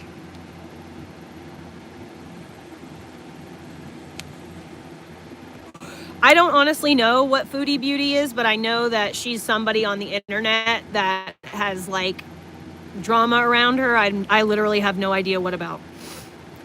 I've never watched her stuff. I've never watched any snark channels about her, of drama channels. I just don't care. Her name doesn't sound like anything, like, I'm not really into makeup stuff like that. I'm not really into food stuff like that, so it doesn't really sound like anything that I would really ever be interested in. Sure, it's never really popped up. I only know that because the stalker has that screenshot from that lady's video on the slander page that she keeps adding all of my followers from. I saw a screenshot. Someone sent me a screenshot and was like, hey, here's a new page that's following me today. It's a new one, like a fourth one or whatever. And I was like, yeah, I'm sorry about that. She's trying to make it so people don't want to follow me because they don't want to be bothered by weirdos on the internet. They don't want to be harassed. And because they don't want to be harassed, they're just like, following her is not worth it. And so they just don't follow me anymore. You know, like that's what she's hoping will happen. But that's not really how it works. It's TikTok. Every time you follow a big account, 3 to 5 fake accounts will follow you. So that's pretty much all that is. That's all that most people look at it like. The occasional people who don't look at it like that and actually pay attention to what followed them send me a message and say, hey, this is fucking weird. Who is this crazy person? I'm blocking them. The only time anybody follows that account or any of those accounts or pays attention to them is if they're just already a really toxic ass fucking person. And they probably are mad at me for something that I don't even know that I did, you know, something that I didn't do. They just made up in their minds like, oh, I took their money and never gave them a service. And dude, when I saw that comment that she wrote that, she's talking shit about me. She's like, she took my money and never showed up for a service. And I was just like, at first I was like, wait. Oh my God, I did that? Are you fucking kidding me? You messaged me right away. We'll go over everything and we'll find out. And then I looked at her face and it was her teeth. She's got the dude, she had the nastiest breath. Doing her hair was so gross. Ugh. She has the nastiest, anyways, so nastiest breath. But anyways, she has these very, very specific, like, snaggle teeth. And I think that crooked teeth are actually really cute, okay? And I think that people with a crowded mouth, like, I think that people, you know, shouldn't get it fixed. I love the way it looks, but hers specifically, not so much. But it's just because I'm being a judgmental bitch. But I only recognized her because of her teeth. And then I was just like, wait a minute, that's that fucking girl that I fucking had to, like, fire as a client. And she's over here saying that I never did her hair and I only took her money. Okay, so then I immediately dude, listen, I don't have the messages between she and I anymore because I literally never wanted to talk to her again. I didn't think anything of it. So I think I deleted our messages, or I never saved her phone number. So I never saved her phone number, so it's in my phone somewhere, but I just don't have her number saved, so I can't, like, search for her name. I would have to search for, like, terms that I knew we talked about, and there's just no telling at this point. So what I did, though, is I went through my text messages and I just did a search and I typed in her name, and lo and behold, here's a text message between Josh and I the day that I did her hair. I drove to freaking Medford to do her hair. She lives in these apartment complexes, and she lives on the freaking, I can't remember if she lives on the second floor or the first floor, but I remember there was these apartment complexes and it was difficult to park in at first. But anyway, so there was a message exchange between Josh and I where I was like, hey, this is the address where I am working. This is the person's name and this is her phone number. She gives me a really weird vibe. I can't quite put my finger on it. And so I'm a little bit nervous going to her house by myself. So here's all this information. So I found that and I screenshot it. And then after I saw that, I had more information about her and I was able to, like, then go through my phone on the specific date because I saw the date I text messaged Josh. So I went through my phone because I knew I recorded myself. I recorded everything and I took before and after photos of every job. I knew that I would have photos, and lo and behold, on that day, there are pictures and videos on my phone of me doing that girl's hair. And so then I was like, wait a minute, I recognize you. I was like, you're the person that I had this situation with. I was like, is this you? Isn't this me standing in your kitchen doing your hair? Pretty weird.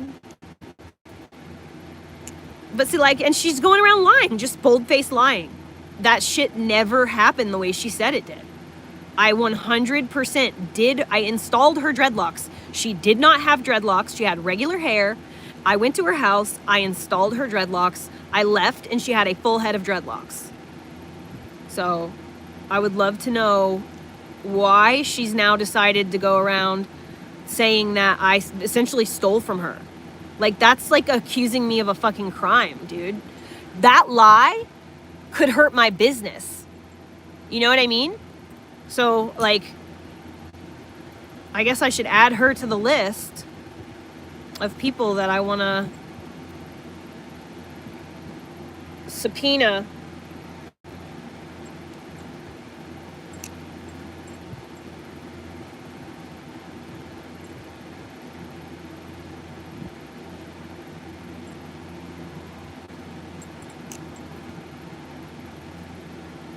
I wish I didn't have, like, the need to constantly be doing something, because if I had nothing to do with my free hands just sitting there wanting to do something, I might be inclined to go and screenshot that Reddit, everything on that Reddit, you know, and then actually, like, seek out restraining orders and stalking orders and seek out a lawyer, spend more time, you know, dedicated to, like, actually defending myself.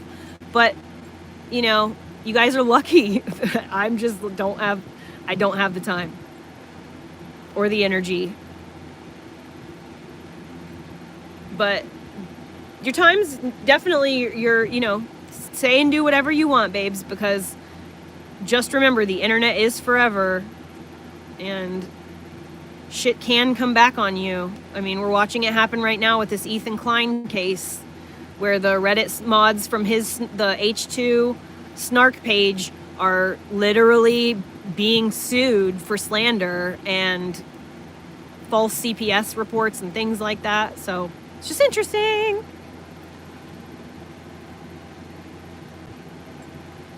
Well, I can actually prove that it impacted my income. No, I literally can, because I can show like documented proof of how much money I was making before and how much money I've made since. Like specifically when Crystal first started like harassing me in 2021, she genuinely did fuck my business up because I did not know how to handle online harassment like that. I freaked out, and instead of defending myself or standing tall and just existing like I do now and just letting people figure shit out for themselves, like I was scared and I literally hid, and it gave her every opportunity to say whatever she wants. So I was like, I had developed at that time panic attacks, like super anxiety and panic attacks.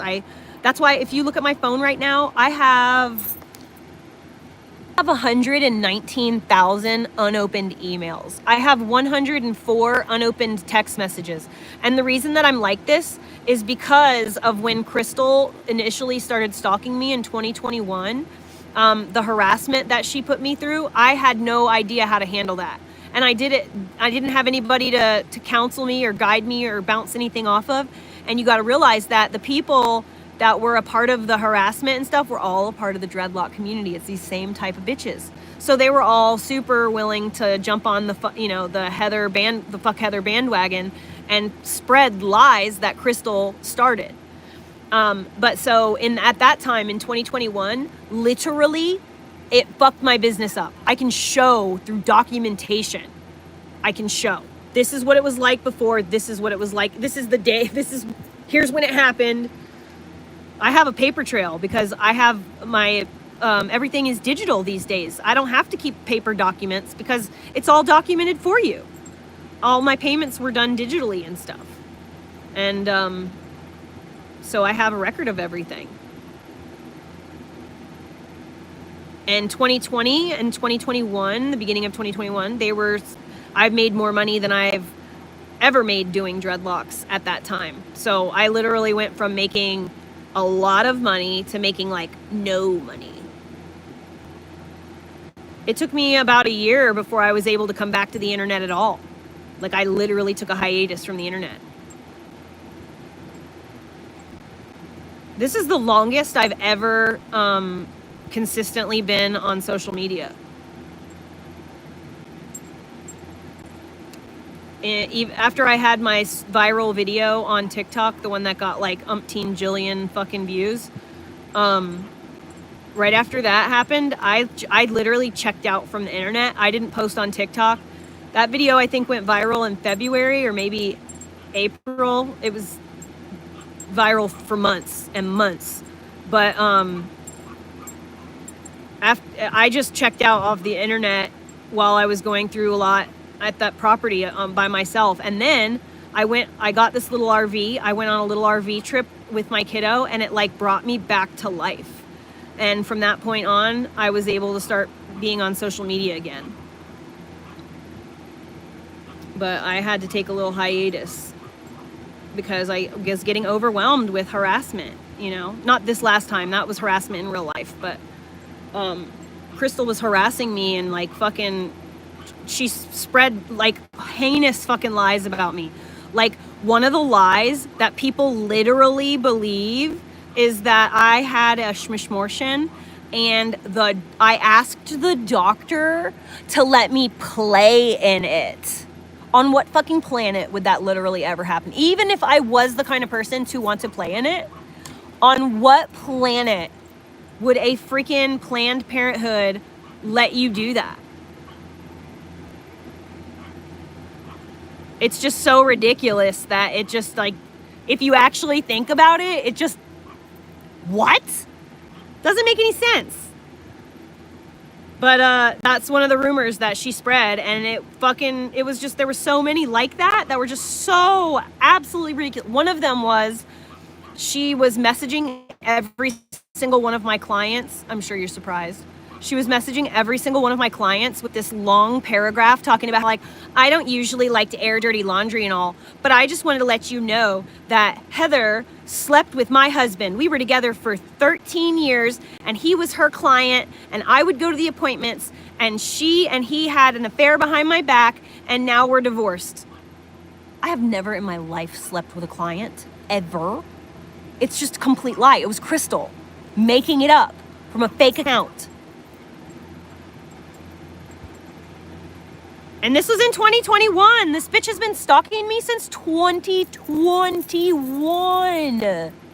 What?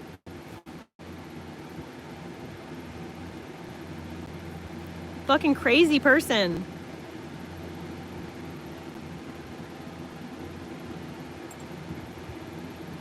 I mean, like, seriously, if she used that energy for literally any career other than dreadlocks, I'm sorry, you suck at it. But if you use that energy, even at honestly dreadlocks, if you put the energy in actually learning how to do a good, like, and you put that amount of focus and endurance and like, you know, the audacity, you would do so well.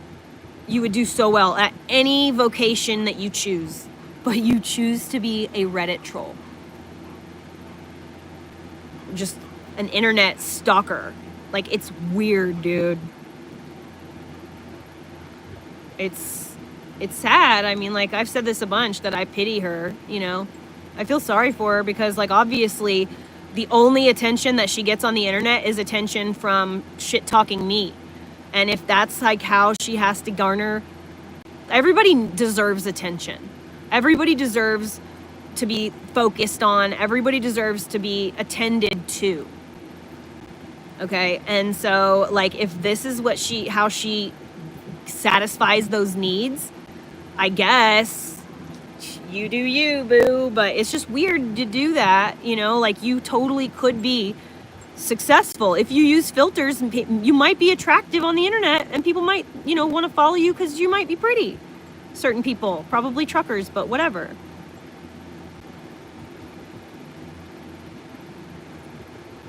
She looks like, you know, that California crispy with the lines around their mouth like they smoked cigarettes their whole life.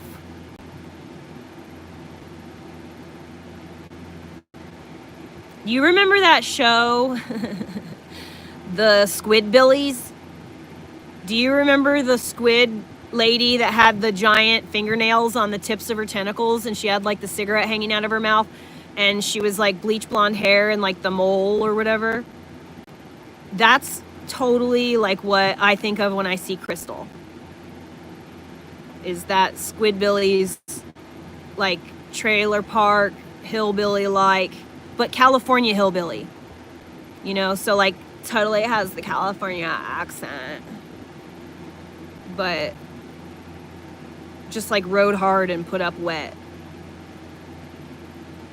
Not so much tan as leathered, you know, like leathery.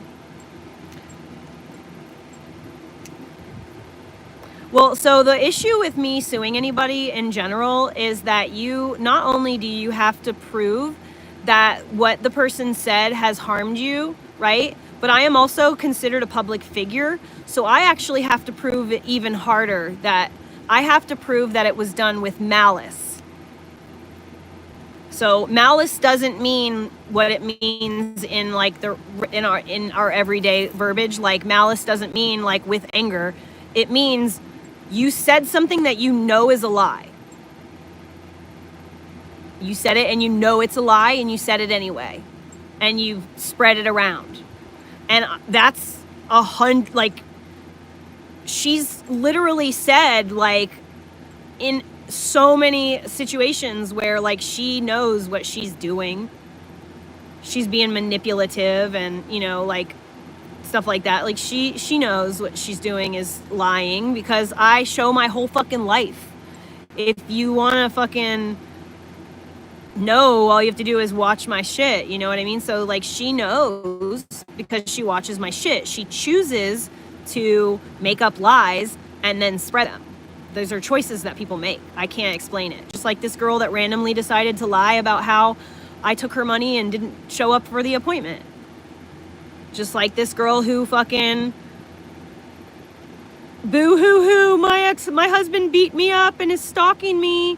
I need some women around me to comfort me. And then immediately turns like a viper on them and starts fucking stalking them.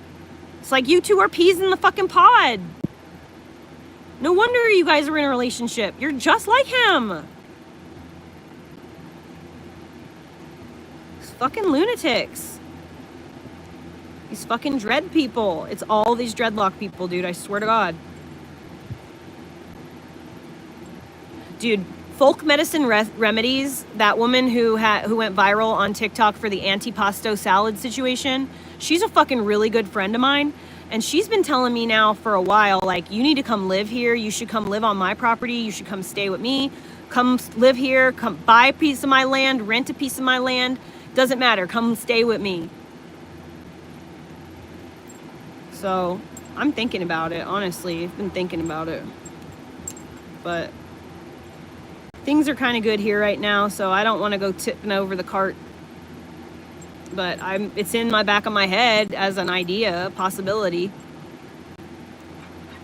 If she makes a whole shitload of money, if she becomes a millionaire on social media, I'm gonna say, like, dude, just fucking get a tiny home and put it on that piece of property, and then I'll move in right now. And then we'll make Stasia's life a living hell. Hoorah.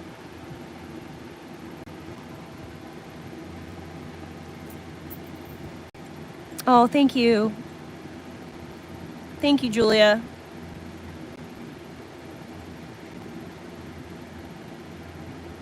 Hells yeah. Yeah, like, I am happier in general. You know, like, I've been telling you guys this for years. I can be happy if my basic needs are met. I need food, shelter, running water, heat, hot water, you know?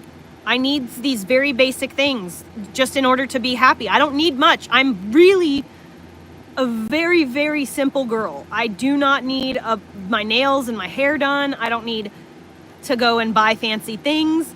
I don't need fancy cars. I don't need much. Just my basic needs met so that I'm not, you know, dirty. I'm not hungry. I'm not unhoused or unroofed. You know what I mean? If my most basic needs are met, I will find a way to be happy, even if it's not the most comfortable situation. Like where I'm at in my situation right now, it's not the most comfortable, but I'm happy because I choose to be happy, because I am grateful that I'm not in a tent anymore. I'm grateful that I'm not living in that shed anymore. I'm grateful I've got my bus. I'm just grateful, you know? I also am feeling a lot of accomplishment. Like, I work my fucking ass off, and I'm commended for my work on a regular basis, especially, you know, the last little bit. I've been, you know, gassed up by the people I work for, telling me how their house has never been this clean, or like they've never had someone do finish work the way that I do it. Like, I don't need approval from miserable women on a snark page on a Reddit, because I mean, like, not that I would ever, but it doesn't make a difference what they say about me, because, like, I have that and you can't take that away from me. Because at the end of the day, anyone who gives me a chance to prove myself will never be disappointed.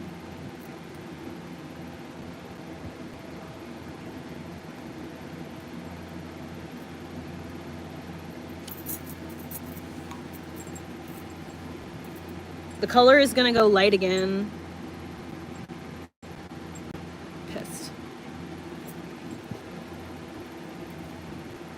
Yeah, it was very hard to not be. I was in such a state of fight or flight when I was by myself on that land, that, like, I was yelling at my kid all the time. Like, I was yelling and frustrated and scared all the time.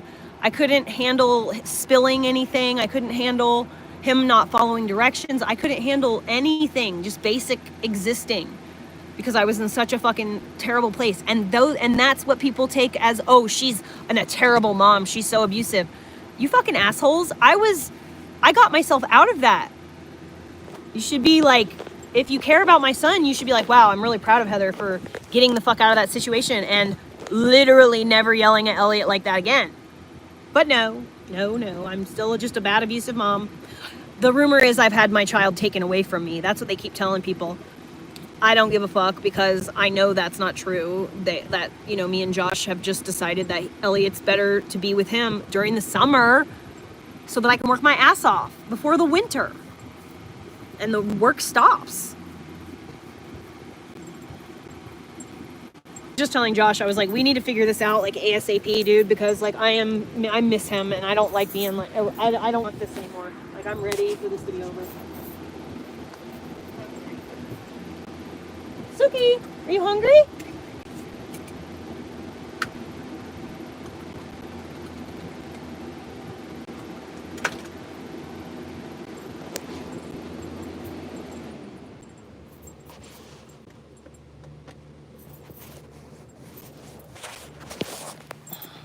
It's getting chilly.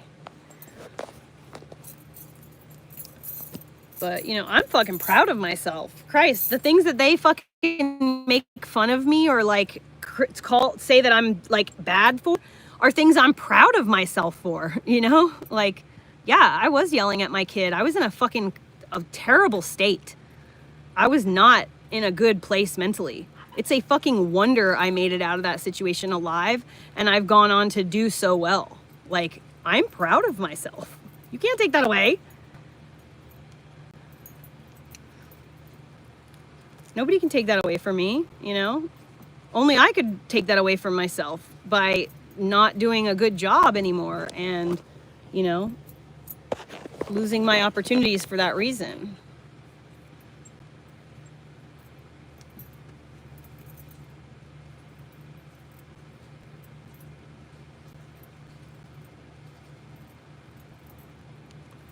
Damn, I'm bummed about this. I feel like I'm gonna have to undo this whole thing.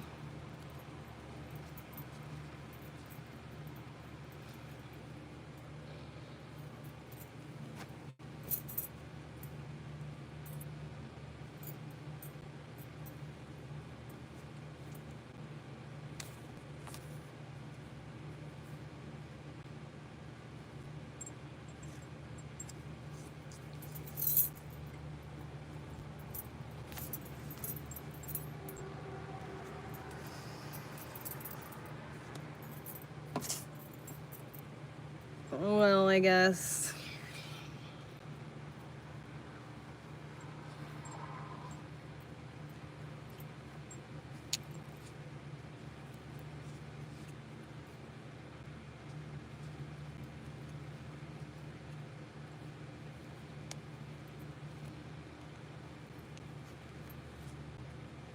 Yeah, it's gonna be one of those like sweet, sweet days on the days that these people get called out, you know, by their full ass fucking names. The funny thing is over the course of the last like 48 hours, because that girl came into my chat and messaged me, confronting me about how I thought it was weird because I called her out for being a weirdo and constantly being in my chat when she literally doesn't like me and makes it very clear and talks shit about me on the Reddit.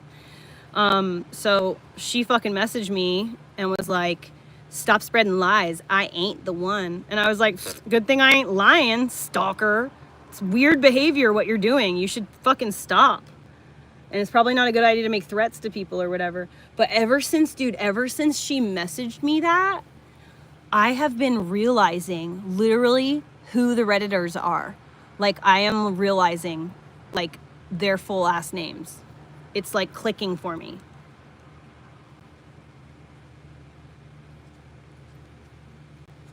So I'm making so I made a list of all the names that I'm absolutely sure of, without a shadow of doubt.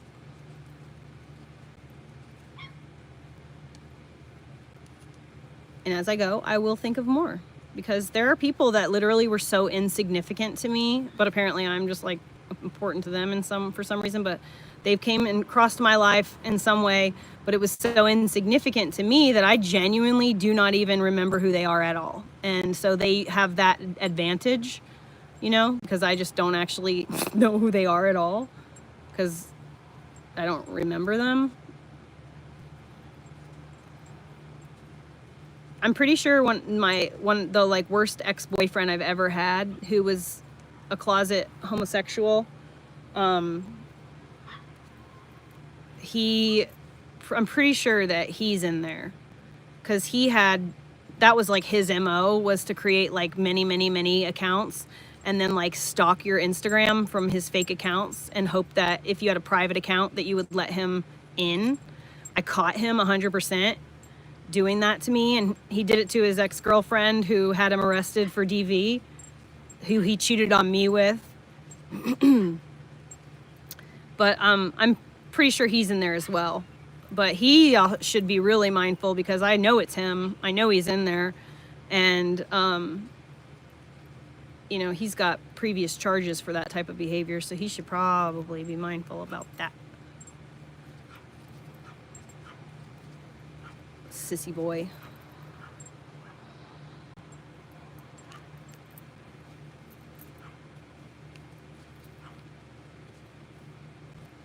It's crazy how someone can go from being so attractive to like a total like shriveled up cigarette butt in the short time of 1 year.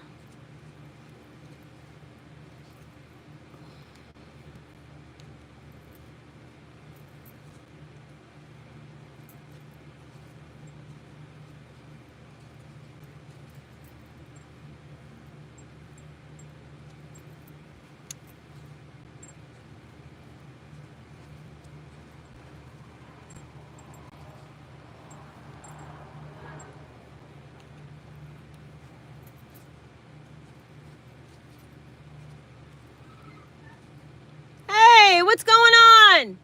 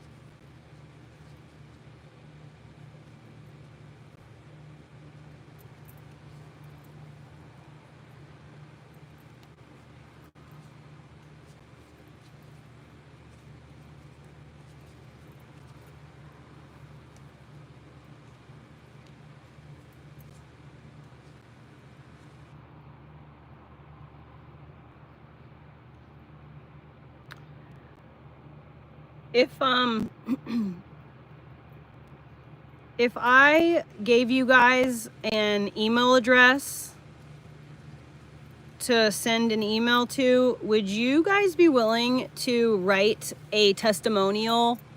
You know, include your first name, your screen name, and then a good contact email for yourself in that email, and just testify to in written form exactly what you have observed or experienced with the people that are fucking harassing me from that Reddit page.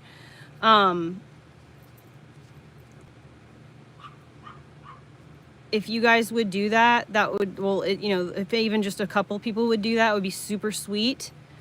I would like to have, you know, as many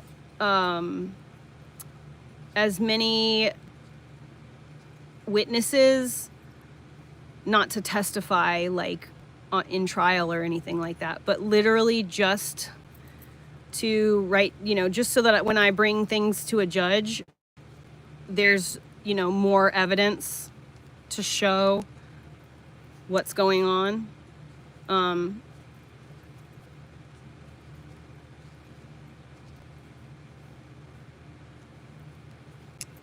But yeah, that would be super awesome.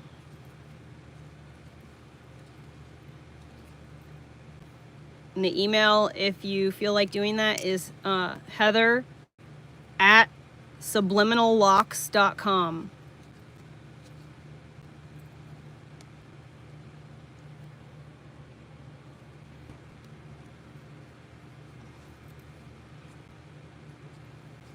And title the email, you know, testimonial. Put testimonial at the very least in the subject line, so that when I do a search, I can easily find them all by typing in the word testimonial.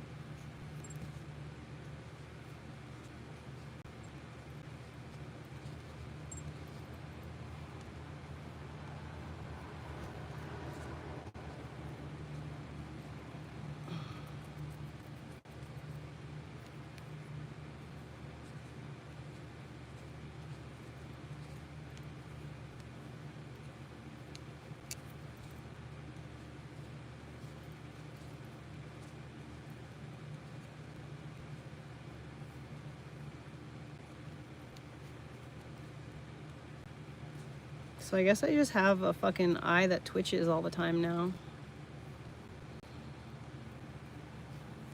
It does it when I'm super relaxed. It does it when I'm stressed. It does it when I stand up. It does it when I sit down. It does it when I'm in the shower or in the tub. It does it when I'm lost in space. So weird.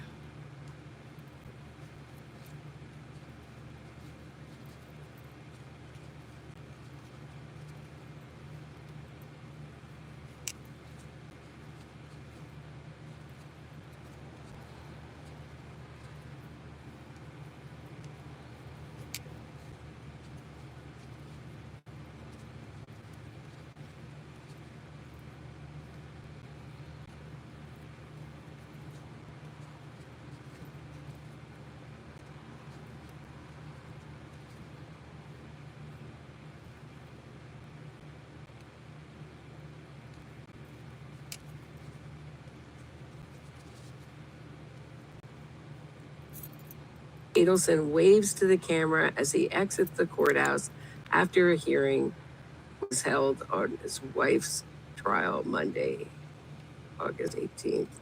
So that's the picture that we're talking about.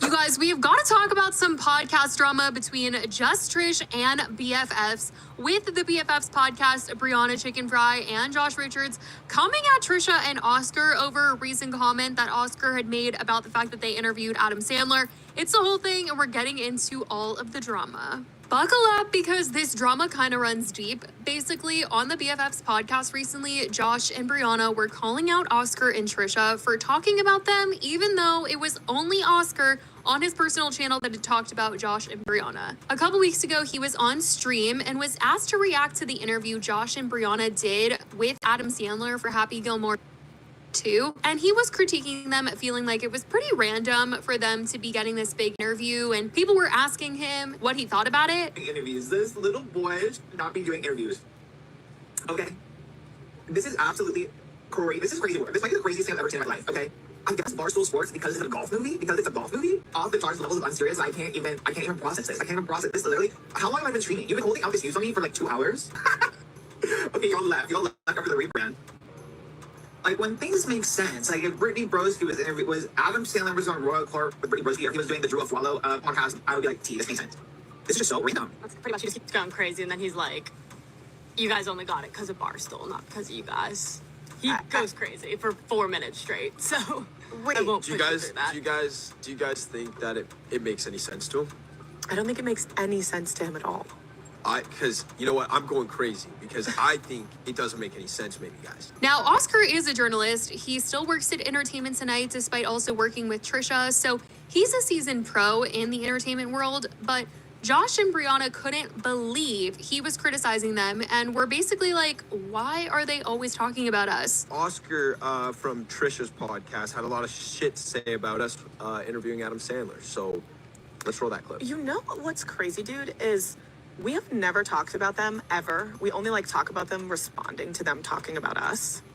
And I don't think I've ever said anything bad. I think I've only said nice things. It's crazy. I don't know why they like always have to talk about us. I think I've only been nice. Damn. But like I said, this was on Oscar's channel. Nothing to Trisha talk wasn't about, even there, obviously. but they were saying, Uninteresting why are they people. always talking about us? To which some online were like, I mean, they talk about hot topics. And Brianna has been a pretty hot topic lately, going back and forth with Zach Bryan. And when talking about all of this being said about them on BFFs, Trisha was talking about how she's been very supportive of Brianna recently, despite her having body shamed her in the past. So to see them this upset and saying that, you know, she's always talking about them, she was like, I thought I've been pretty nice recently. That's why I thought she changed too. She's very open about her insecurity about her body. So it's like, oh, hey, maybe she didn't mean to body shame me like 4 years ago or whatever, you know? So it's like, she's always like missed the mark when it comes to me. And it's like, maybe she just doesn't see, maybe they see out of context clips too. But it's like, yeah, it's kind of sad because we've always kind of been, especially lately, I've been championing her. I even commented like, you know, this is like cool. Like she's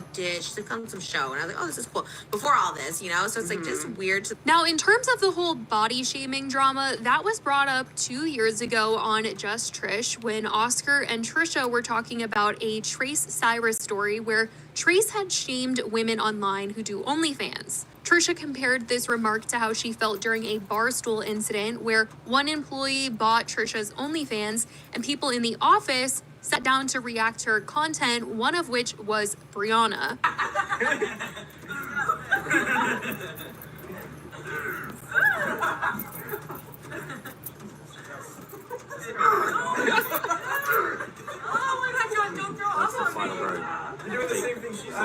Brianna ended up defending herself, saying that they were laughing at the concept of Trisha doing a naked house tour, and the person that was gagging in the background gags at literally everything. But still, Trisha and many others felt the video came across as mean and hurtful, especially from another woman. Now, Trisha did say that Brianna ended up apologizing to her in the DMs, and in more recent times, that's why she's been more supportive of Brianna, because she felt like she was sorry and she had changed and she's been through things now. But with them coming at Oscar, things were changing, especially because they felt like it wasn't even that they were coming at Oscar for talking about them, but Oscar felt Brianna had even made a homophobic comment about him. Do you believe that, like, if you talk about someone, yes, they obviously have the right to respond, so that's one thing.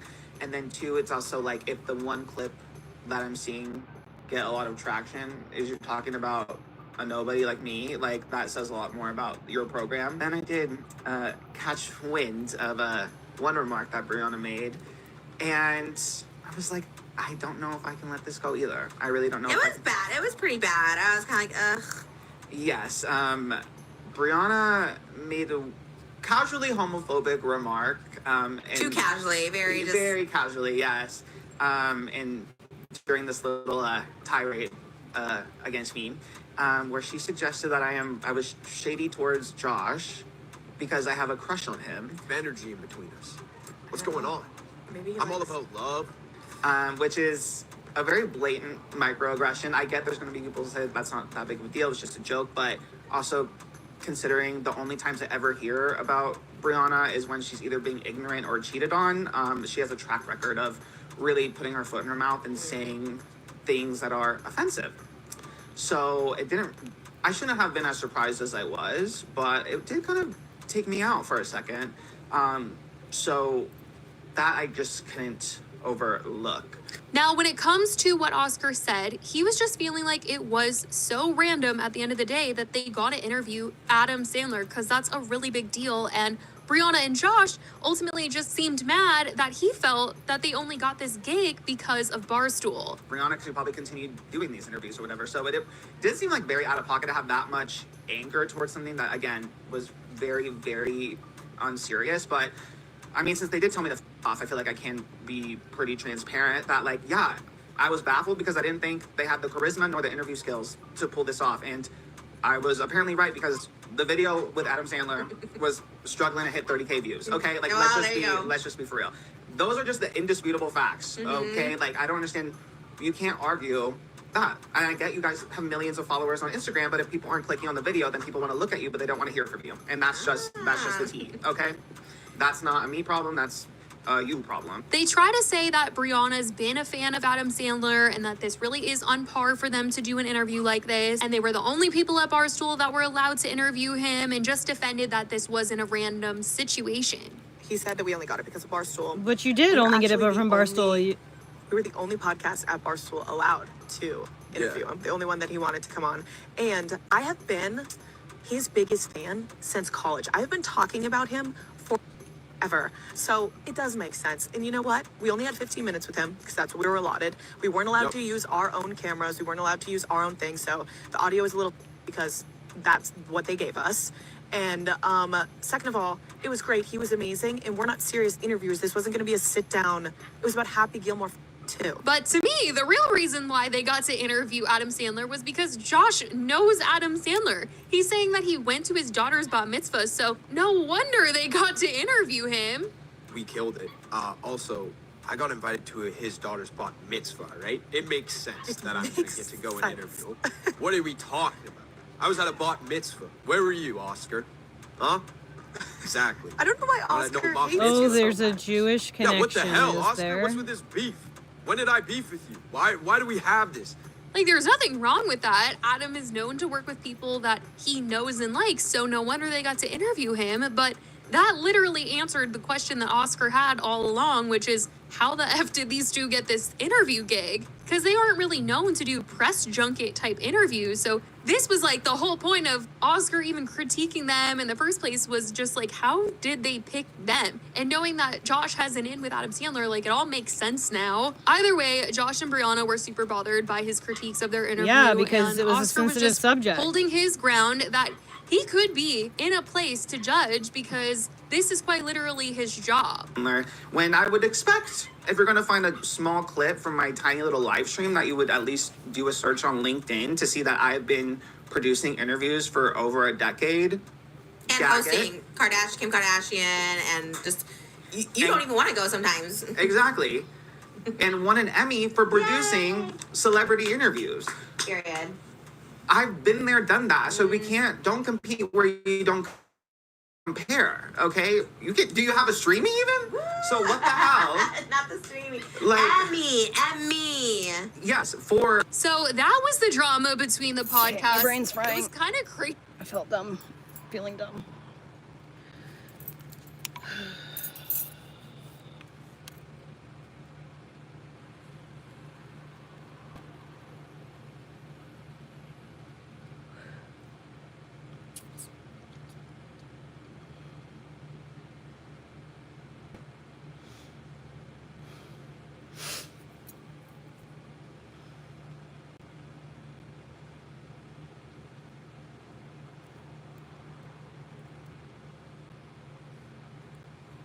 So, this meeting definitely is going to be a very interesting one.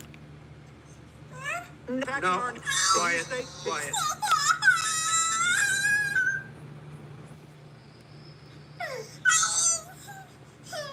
No, don't be rude. Oh boy!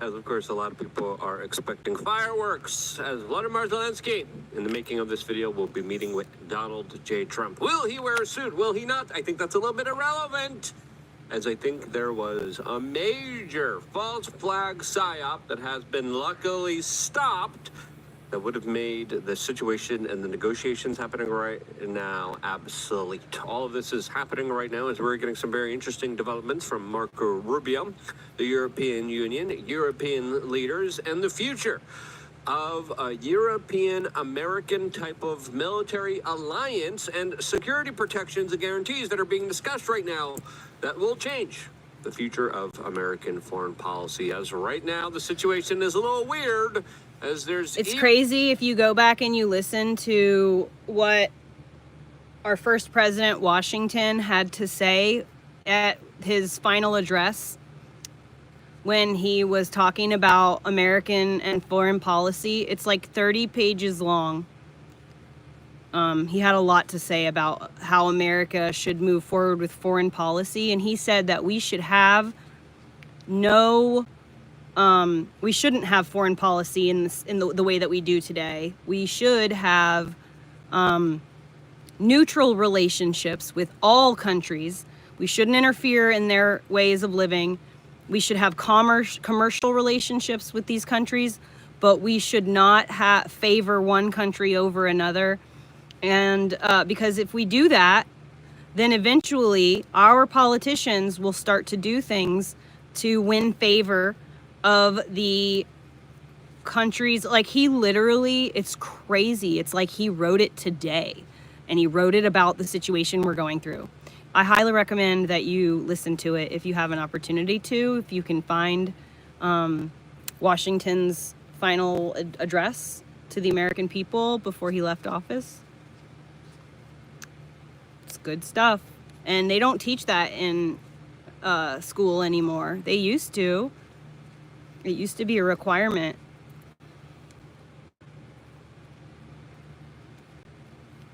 To read these things, but they want us propagandized, so they don't teach us in public school any things about that we need to know. They've got our kids so caught up in like what each other is wearing and whether or not they have a Labubu or a fucking watch or a iPhone or whatever, that they aren't concerned that they're not being taught quality information that will help them go on to be savvy and competent adults. They're being taught exactly what they need in order to pass the standardized tests, and that's it, no more, no less. And then they're given the most confusing bullshit about math I've ever seen. I do not understand that math, the way that they do math.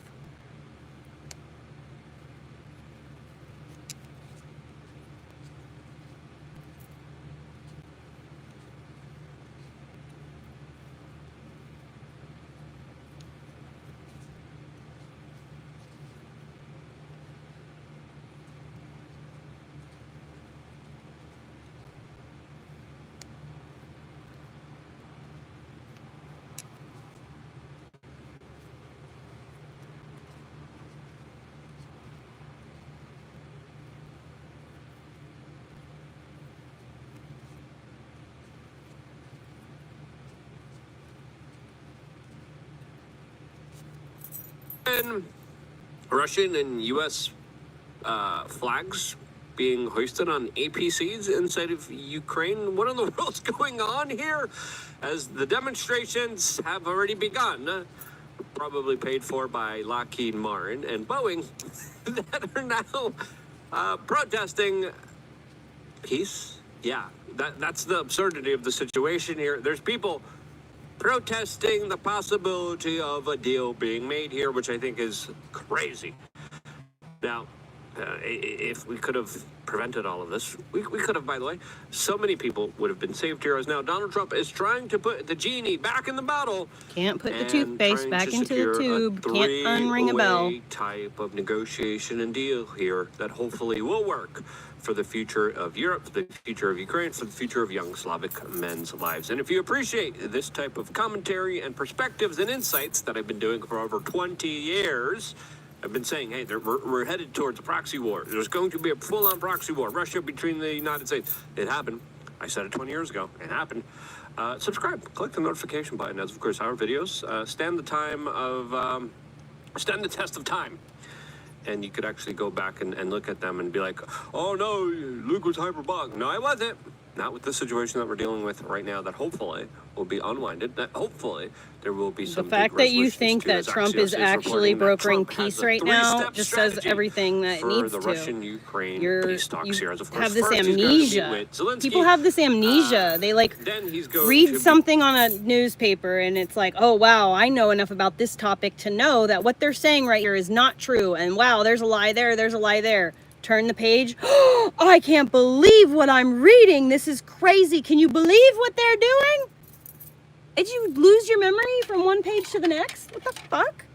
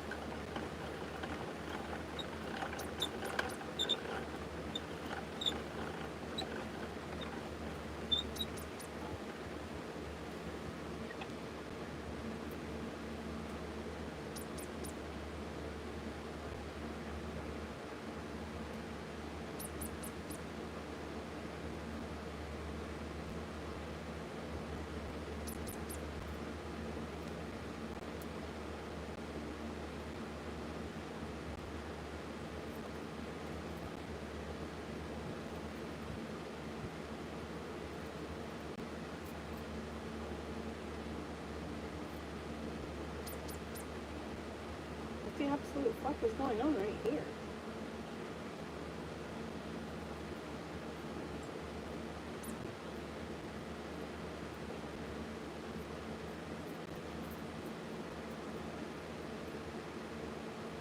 Bro.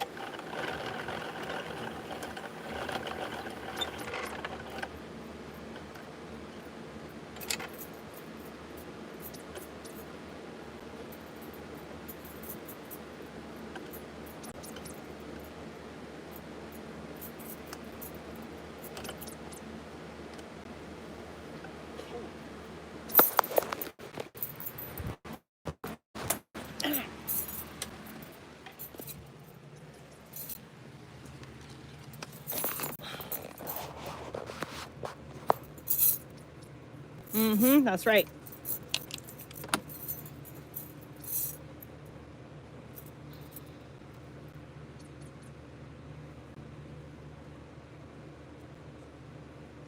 Should I go up?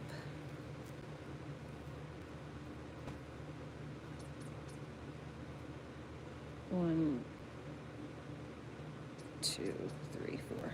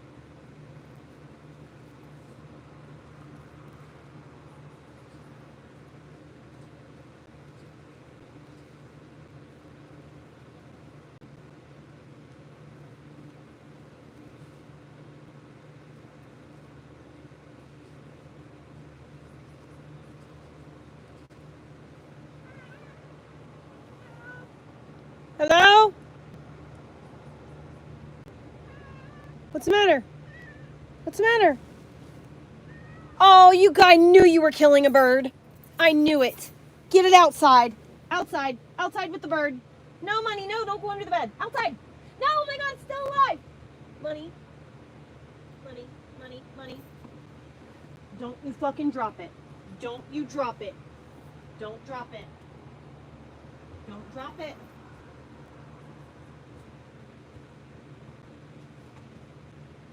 Outside.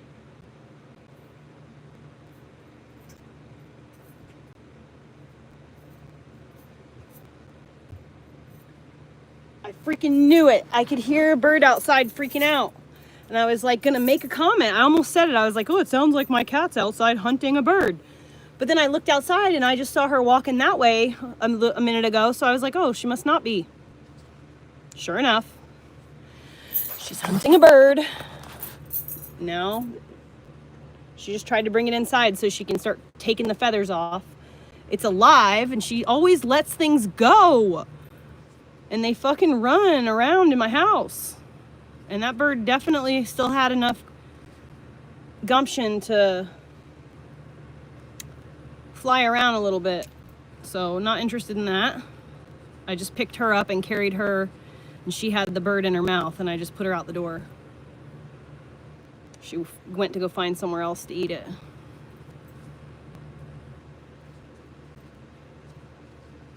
Suki is not in here, so.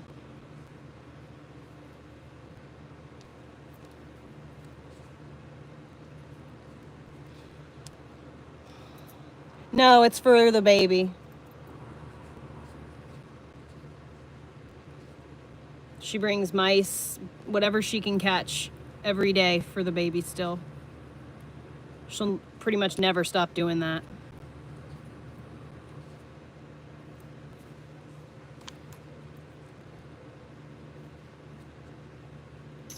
But she brings stuff in for herself too. Like she brings stuff in. She never brings stuff to me like that. When she brings an animal in that she's caught, she doesn't just like leave the animal for me. She eats it. She eats every fucking part of it except for, I think it might be the gallbladder. It's like full of green sludge that is absolutely vile. So she likes to leave those. Money, no! Outside! Money, go outside! Suki! Baby! Money, you need to go outside right now. Suki! Oh my God, Money. Are you freaking kidding? Is it at least dead? Yeah, it's dead now. Suki! Baby!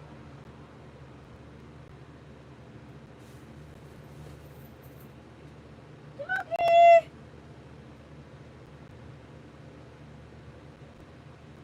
Oh, Money, you're getting feathers everywhere! Ah!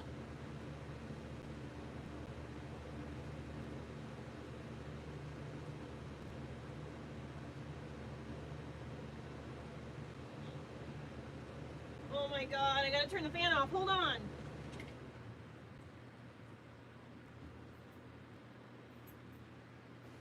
Baby! Baby! Timothy! Baby!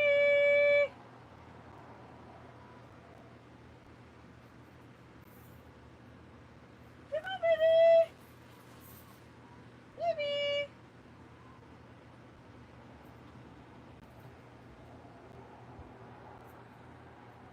Ugh. She's freaking throwing it up in the air and playing with it and shit right in front of the box fan that's set on high. I'm watching feathers.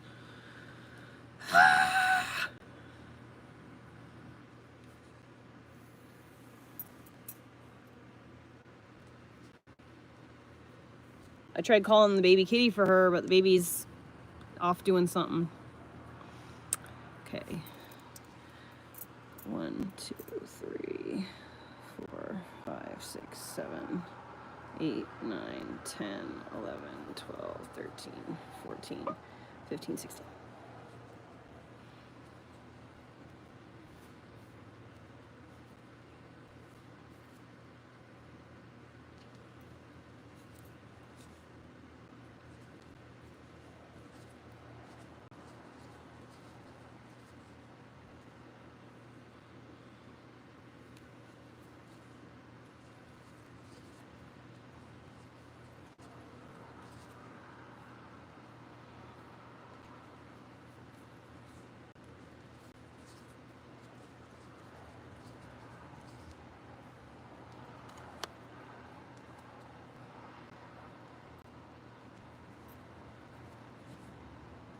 Dude, the other day, Money has never done this before. She fucking brought a mouse in the house and she brought it and put it on my bed on top of me. I'm laying here under the blanket and all of a sudden there's 2 cats on top of me eating a mouse. I was like, oh, I fucking don't think so. Absolutely not, under no circumstances. Get the hell out of here.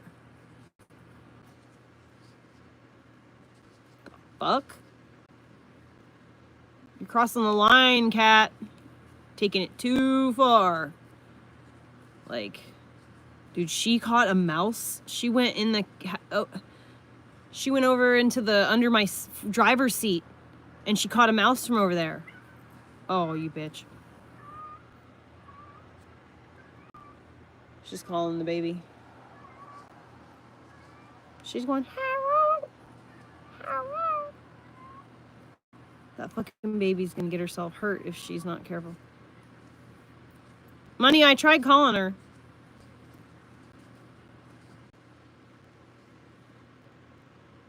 One, two, three. She's outside meowing for her now.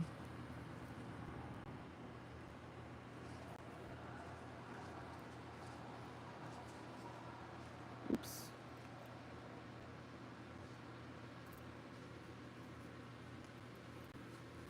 It's getting to be mosquito hour.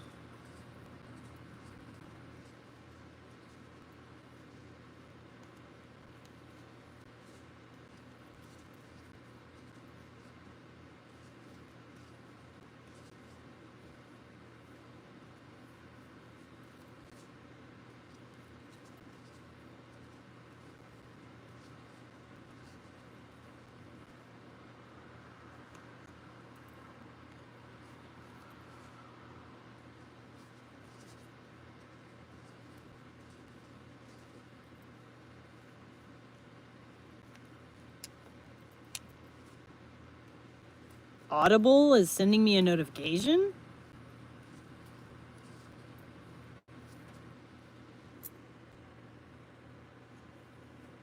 I hope that kitten hasn't gotten herself into more trouble. That makes me nervous when she doesn't come when I call her. It means she's either too far to hear me or she's dug into something.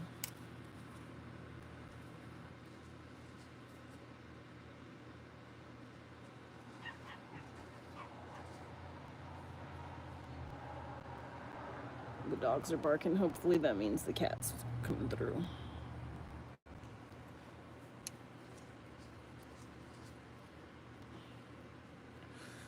I don't know about that.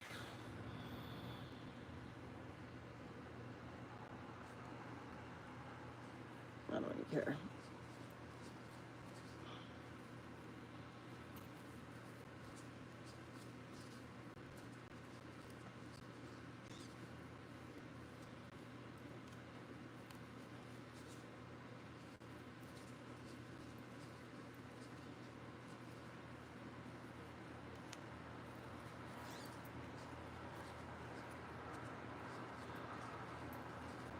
All right.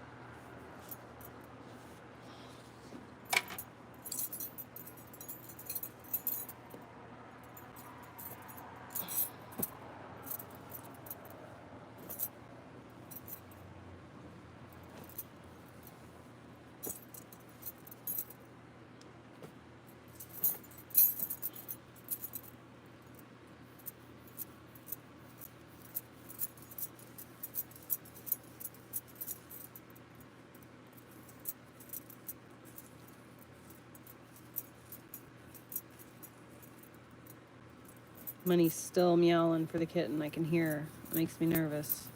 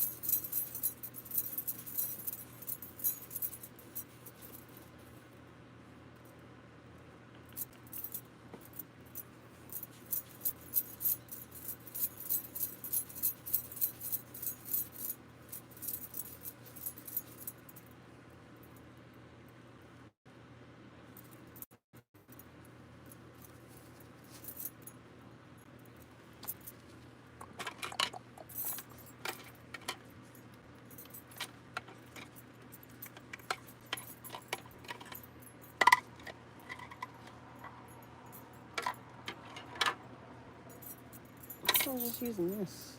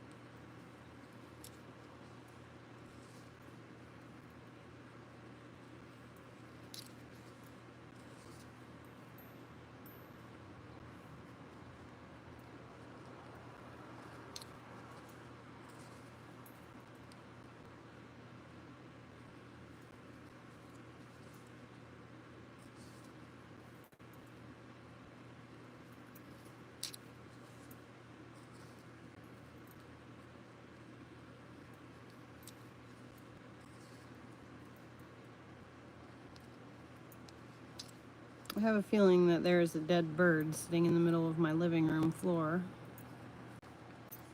that she abandoned to go find the kitten. Stop.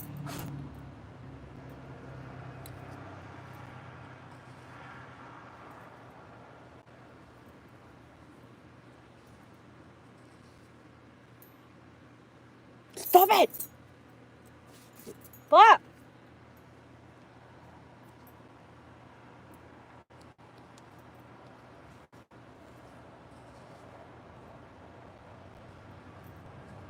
Whatever you do, don't sweat the least amount.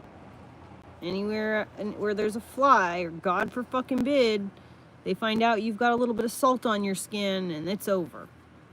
Fucking assholes. I hate flies so much, dude. They're literally, they serve no purpose other than to feed lizards and fucking spiders and shit. It's just fodder. Annoying fodder. Disease spreading fodder.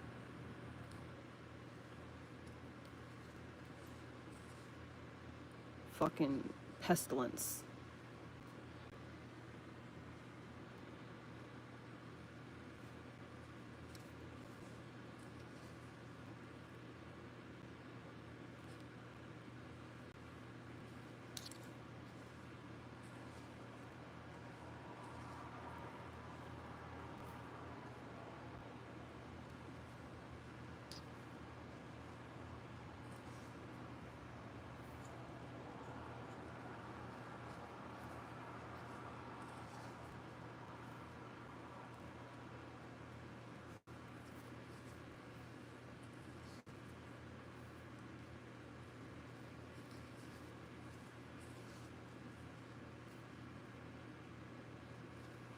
Dude, she's still calling for the kitten. This is making me really nervous. Suki! Baby!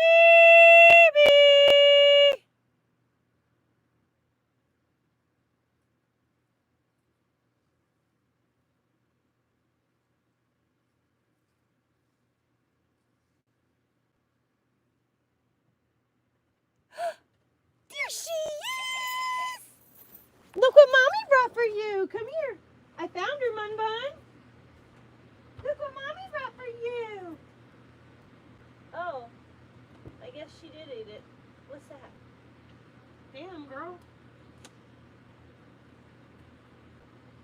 Are you hungry, baby?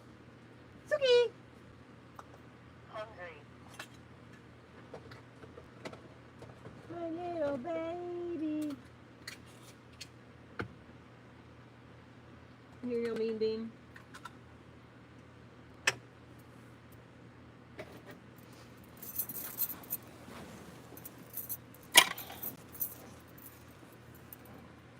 I'm currently this is a sock. A couple minutes ago I was making a shrug. I'm just kind of flipping back and forth to keep my interest.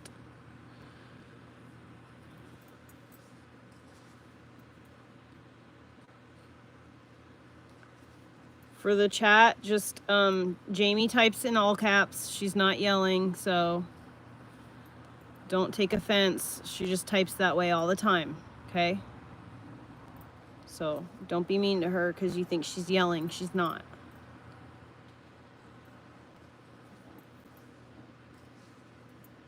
She's like Ron Burgundy. She cannot control the volume of her voice.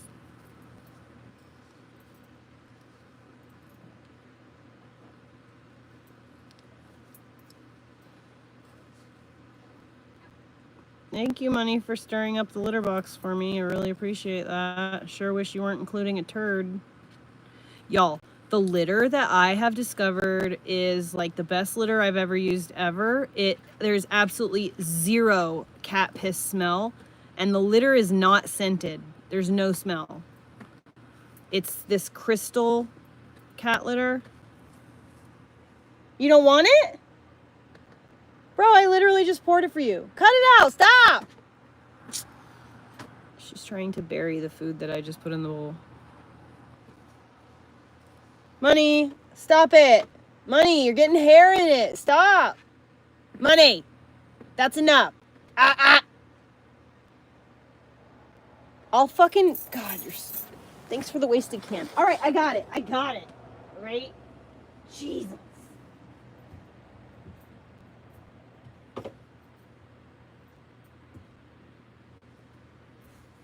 Scratching up my carpet, for fuck's sake.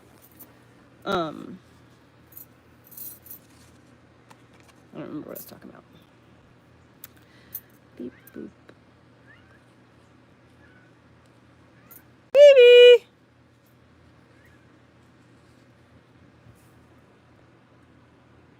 She's right there, Money, for Christ's sake.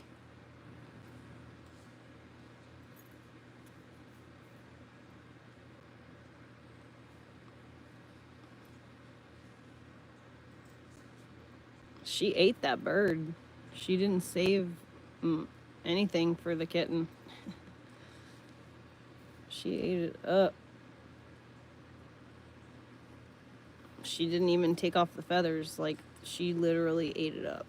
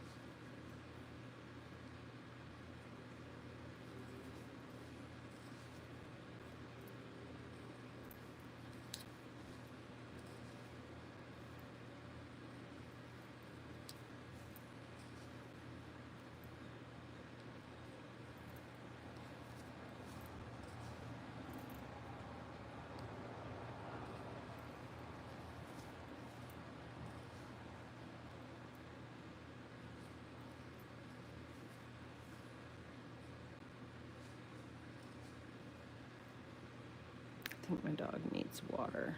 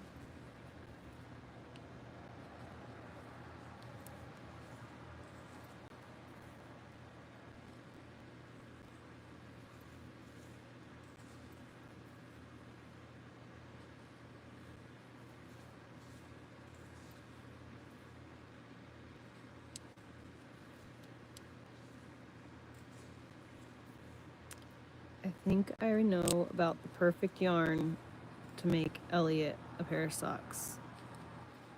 If this pair comes out, I'll give this pair to my little old lady, and then I'll make another pair for Elliot with some experience under my belt with a orange, blue, and white yarn that I think that he already wants a pair of socks made out of in that yarn. And it's also sport weight. It's not like DK or worsted like most of my yarn is. It's like this very fine thread.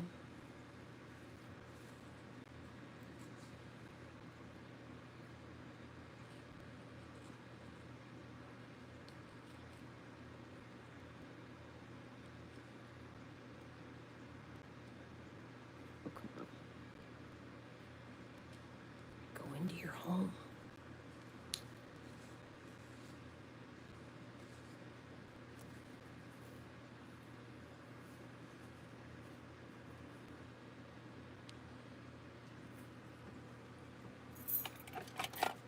Is this smaller over here? Yeah, it's small. This one's just too small. Yeah.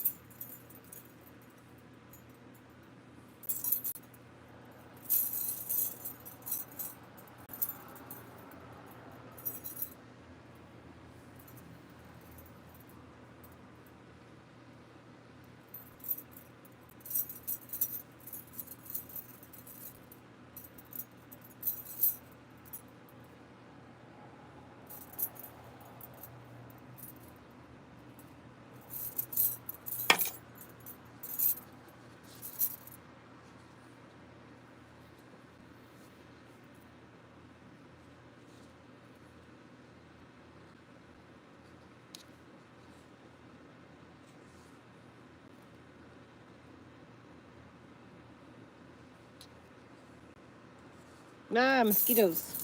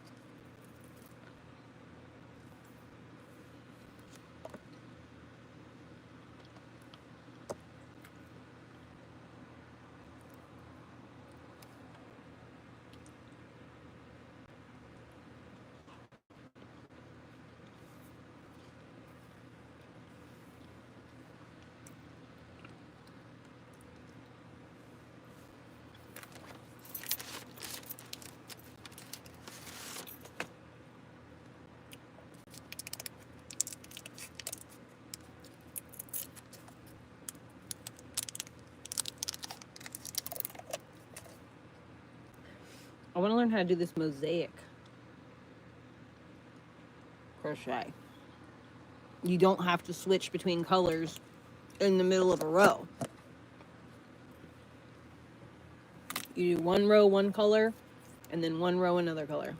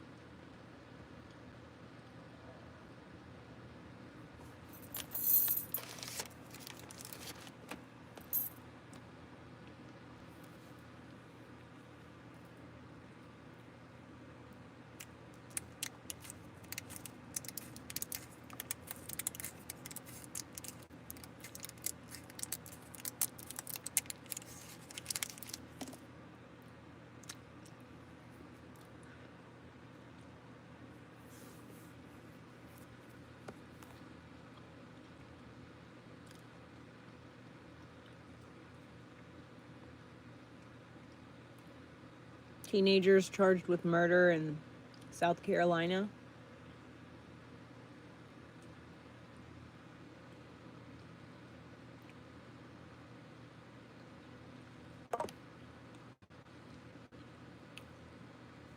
They're going to be investigating the January 6th committee.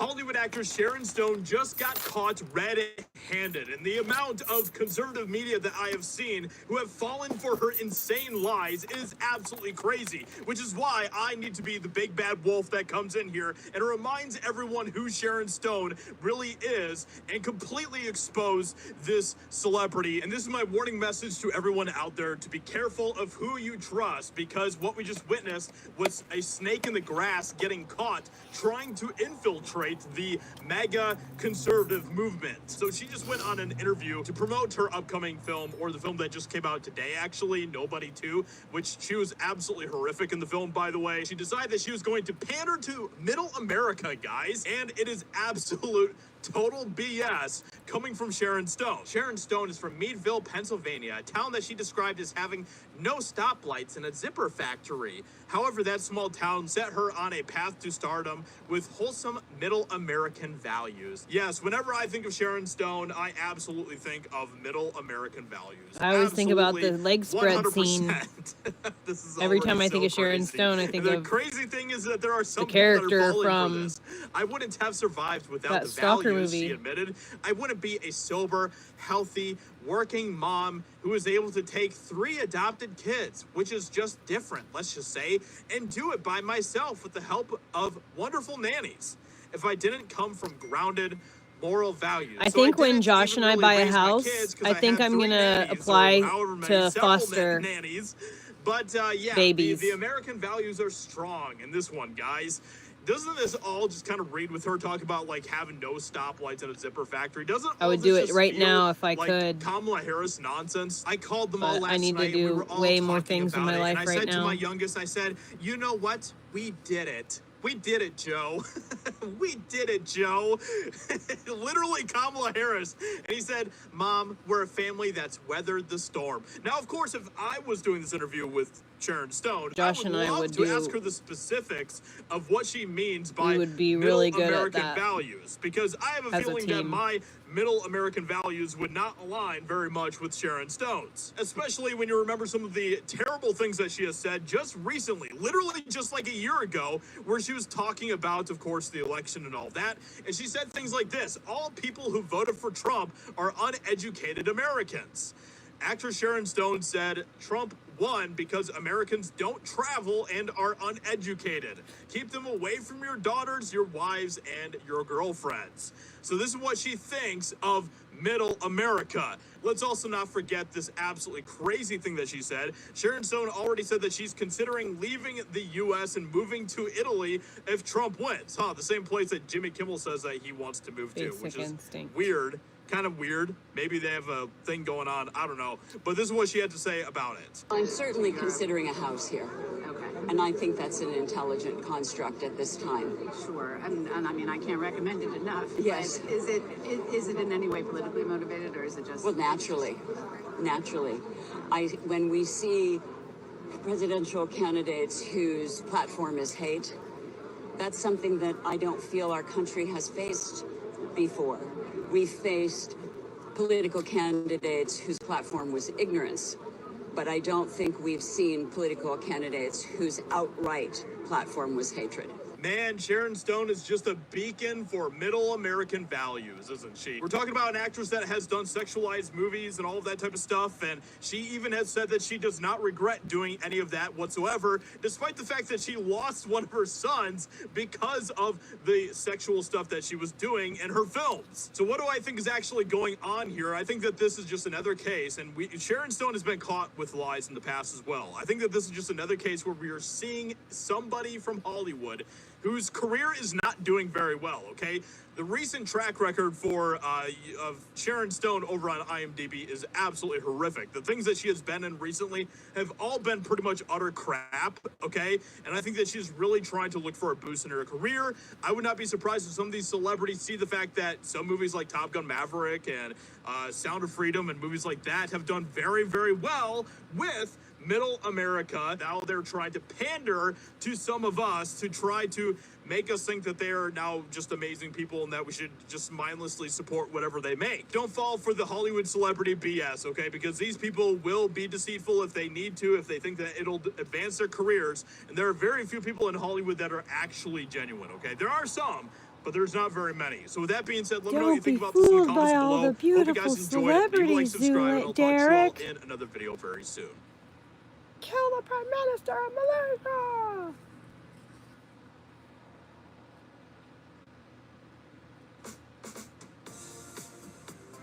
So there's a video doing the rounds on TikTok that has caused absolute carnage with the nail techs online. And it's all started with OPI's new collection. Okay, listen, I use OPI since for as long as I can remember. Their matte top coat, which makes your nails not shiny, but like protection.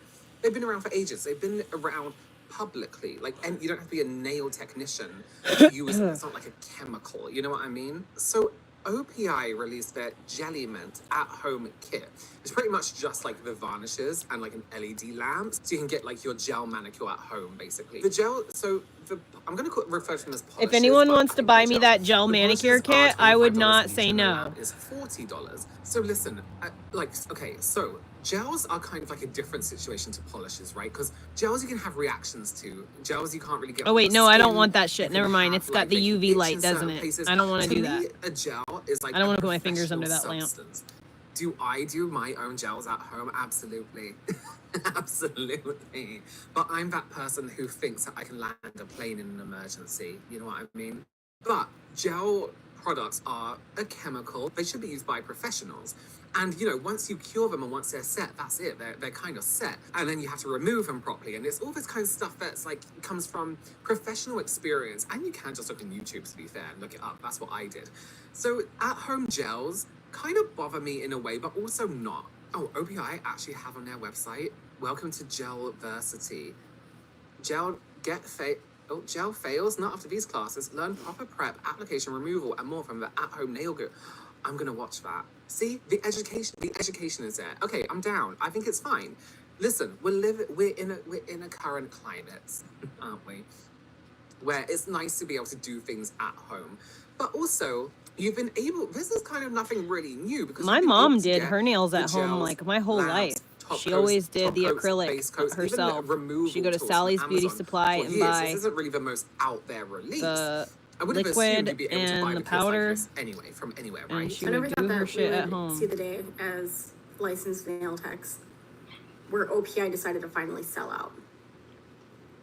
What do you They're mean? now OPI is making on Walmart at-home shelves. DIY gel kits for the average consumer. Pretty much saying fuck you to the licensed professionals over the last 30 I think that years the who have people who made are them worried are the filthy people who fucking do rich. very basic nail work and don't actually do really beyond beautiful disappointed. work, or aren't I'm putting so the sick of time and effort into their brands skill, because people are going to basically telling want us to go nice fuck nails ourselves from a professional, when we made no them matter what they what. are as professionals. It's a little bit much, friend. Why are we doing this anymore? Why Yeah, are you we should just give up your bothering entire and career having because someone licensing came out and with a gel having kit at home. It's polish, for fuck's sake. regulation if these brands are just not going to follow suit and just give a middle finger to the rest I of think us? that why do all the mean, nasty bitches get into the beauty industry? I'm so sick and I don't tired of understand this that. shit.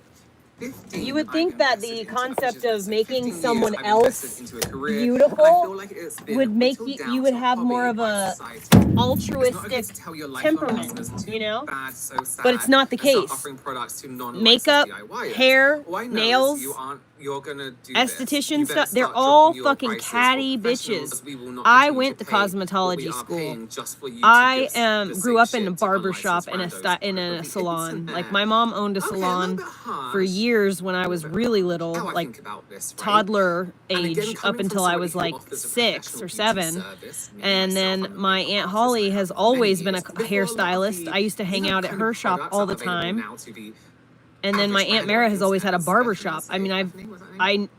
I were know available the to world. everyone, right? And it is So the you have to go to, absolute like, most professional catty, stores to buy it. snarky But this is what I bitches kind of learned. ever.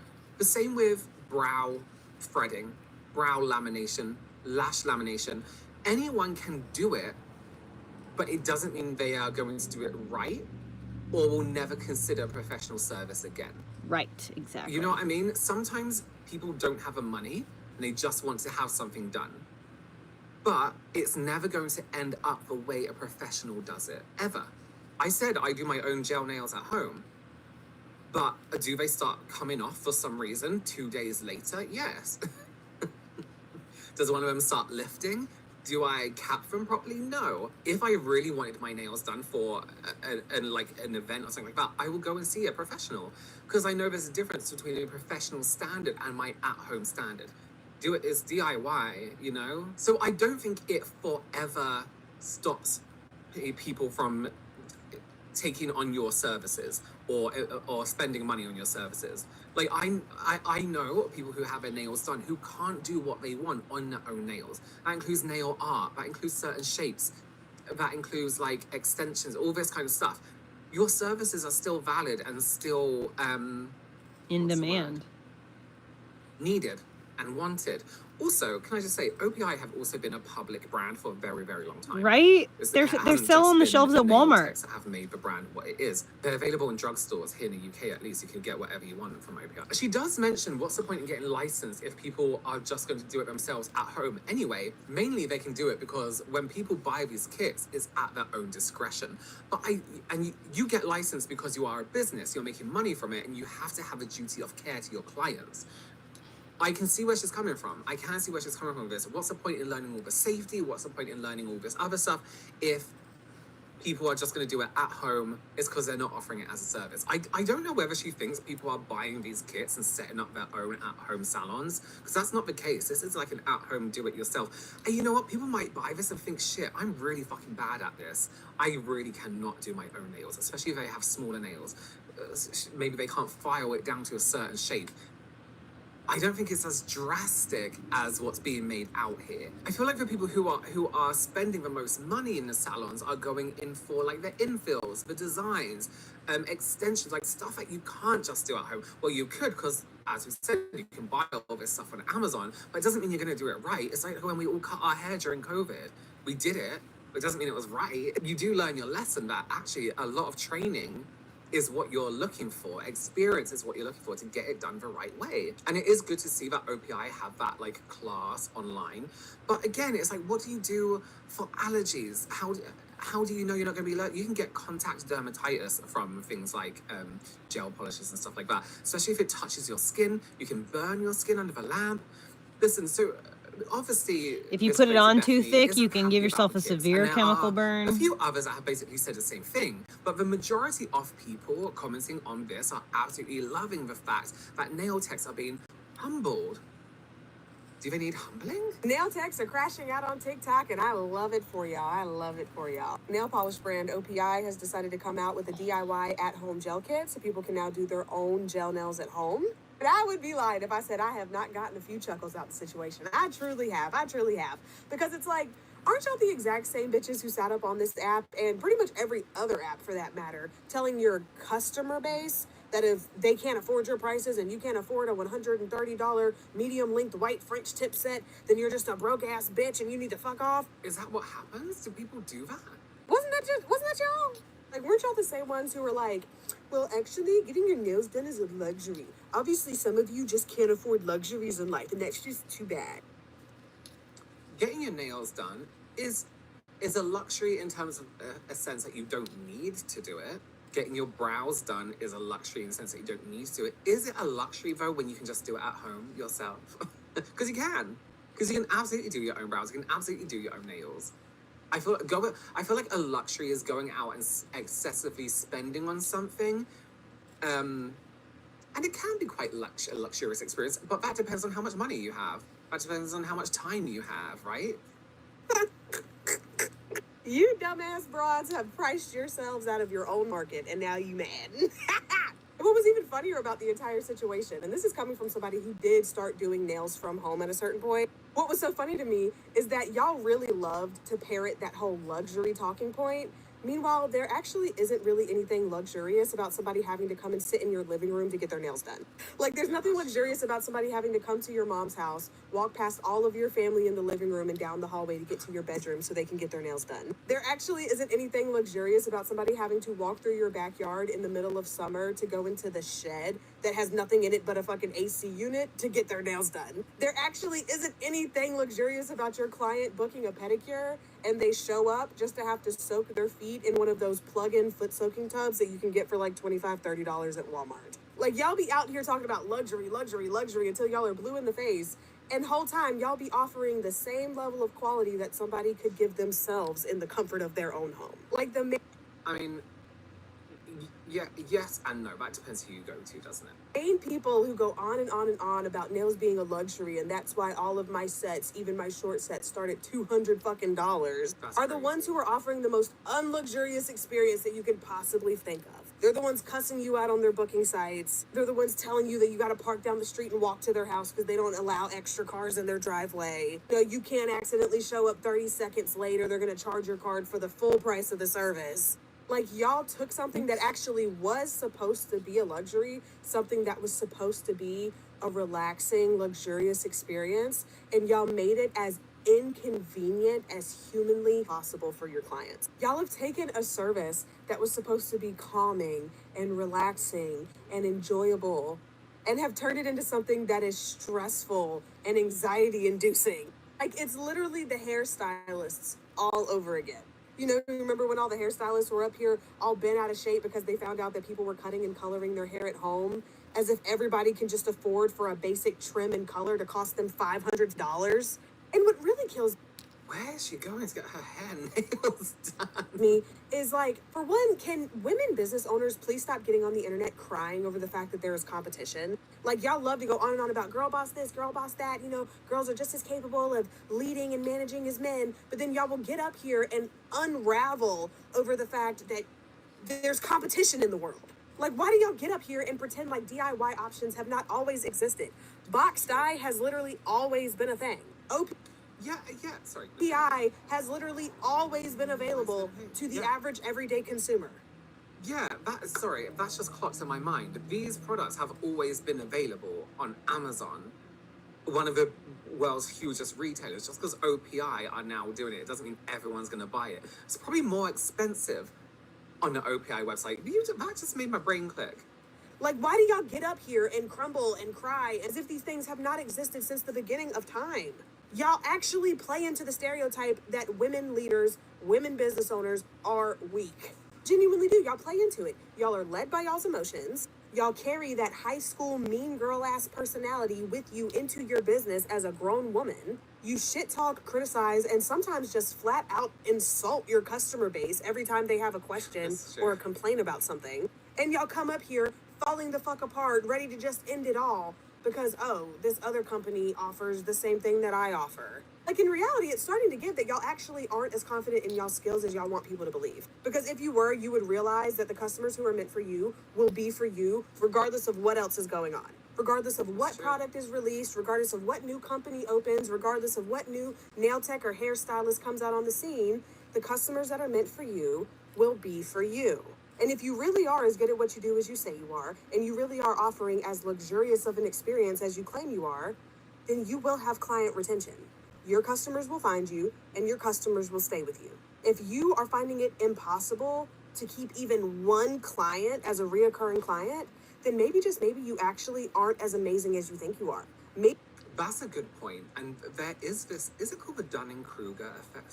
Bear me one second. Yeah, so there's something I see a lot online. It's called the Dunning-Kruger effect. It's described as the Dunning-Kruger effect is a cognitive bias where people with low ability in a specific area tend to overestimate their competence. And I looked into that ages ago once because I was like, why do these people go on these singing talent shows when they're terrible, but they think they're really good?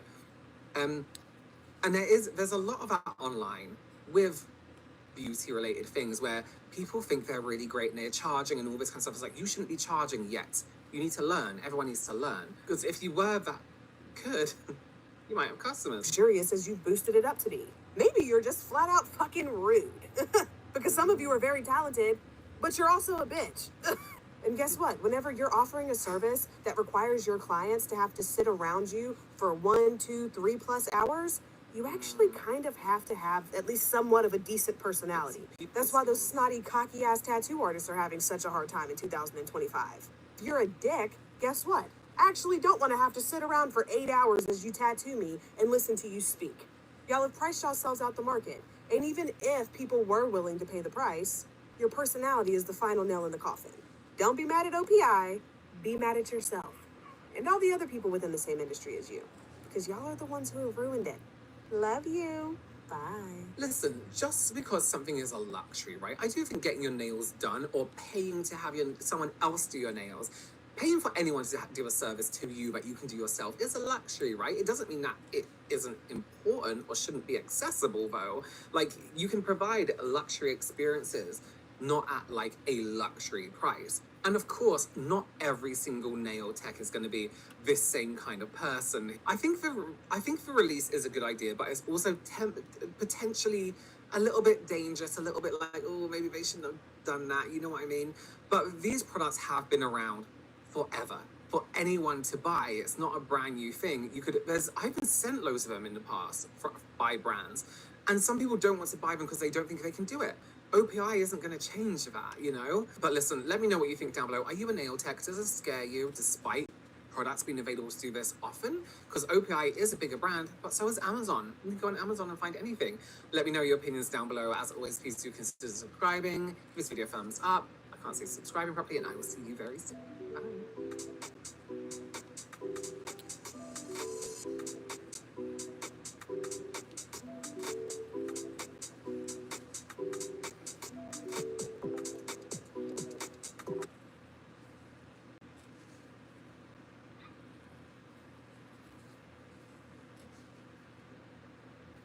Hoping that the Daily Wire fails, and we're certainly not hoping that they fail because of illness. And we wish Dr. Peterson the absolute best. He's done a phenomenal job of lifting young men in particular out of the doldrums of accepting failure in life. And, well, that's worth commending, I would say. Jordan Peterson, according to the New York Post, is taking some time off of everything as he is dealing with a disease that was exacerbated Jordan by Peterson exposed to relapsed mold, on drugs, which I it bet seems you. to me, having read all of this, came about by him cleaning out his parents' home after both of his parents passed away within a very short period of time. So that is tremendously sad. But Dr. Peterson, who is 62 years old, now also out at the Daily Wire, at least for the time being. So this has been a tremendously rough year for the Daily Wire, and I don't take any pleasure in this whatsoever. One of the reasons I don't take pleasure in it is outside of the politics of it all. You know, we need there to be competition from the various viewpoints in the world. And up until recently, basically Hollywood was just a monolithic factory, an assembly line of talking points and viewpoints from the left. Sometimes, if you were lucky, it was classical liberalism, but as we got more and more into the past few years, it was postmodern neo-Marxism, aka wokeism, with the Daily Wire not really being a force this year compared to what they thought they were going to be. That's one less big competitor against, places like Disney and others. Maybe, though, and I guess this is where we go for the conversation, guys, maybe it's not as needed now. I don't know. I used to think that without Daily Wire, where were conservatives going to go for an opportunity to make entertainment? But there's such a tsunami now of new media that maybe we don't have to have some of these up-and-comers that were starting to be at the edge of big time. I don't know. What do you guys think about this? What do you think about Daily Wire and its current situation, and whether or not it can sort of reestablish itself as a conservative entertainment company? It can't, because it's Israel first. And that's really why Jordan Peterson is pretending to be sick. I have some insight into what's going on with the Daily Wire. Or he's relapsed, but Jordan Peterson is probably sick of being attached to the Israel stuff. They're all in on just the news now. The entertainment side of it for them is kind of gone. They fired the entire Bent Key staff. It's just relicensing items right now.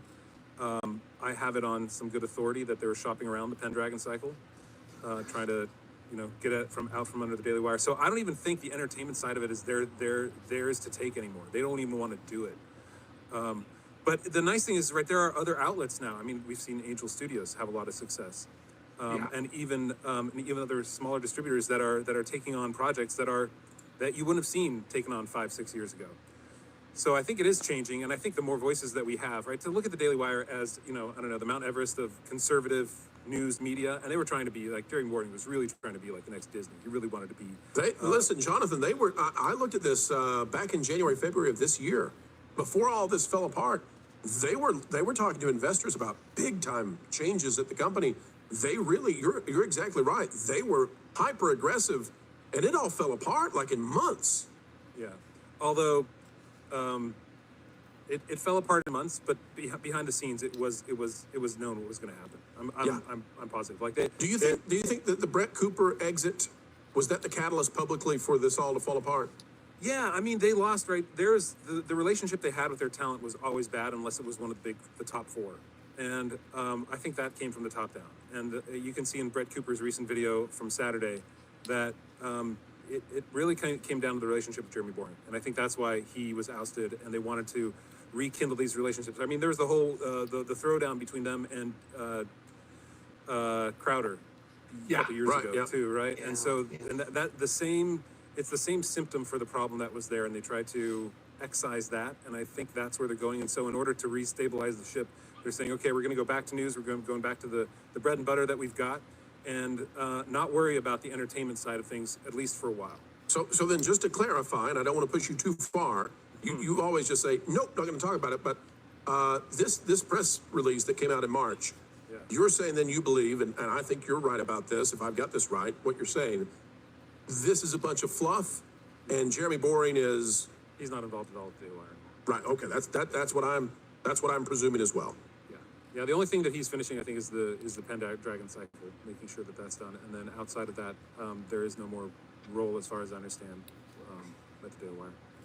Well, is Ben Shapiro pretty much in charge then, or? No, their CEO is a guy named Caleb Johnson. Nobody knows who he is. He's a silent guy, and he's kind of been the business guy running the whole thing.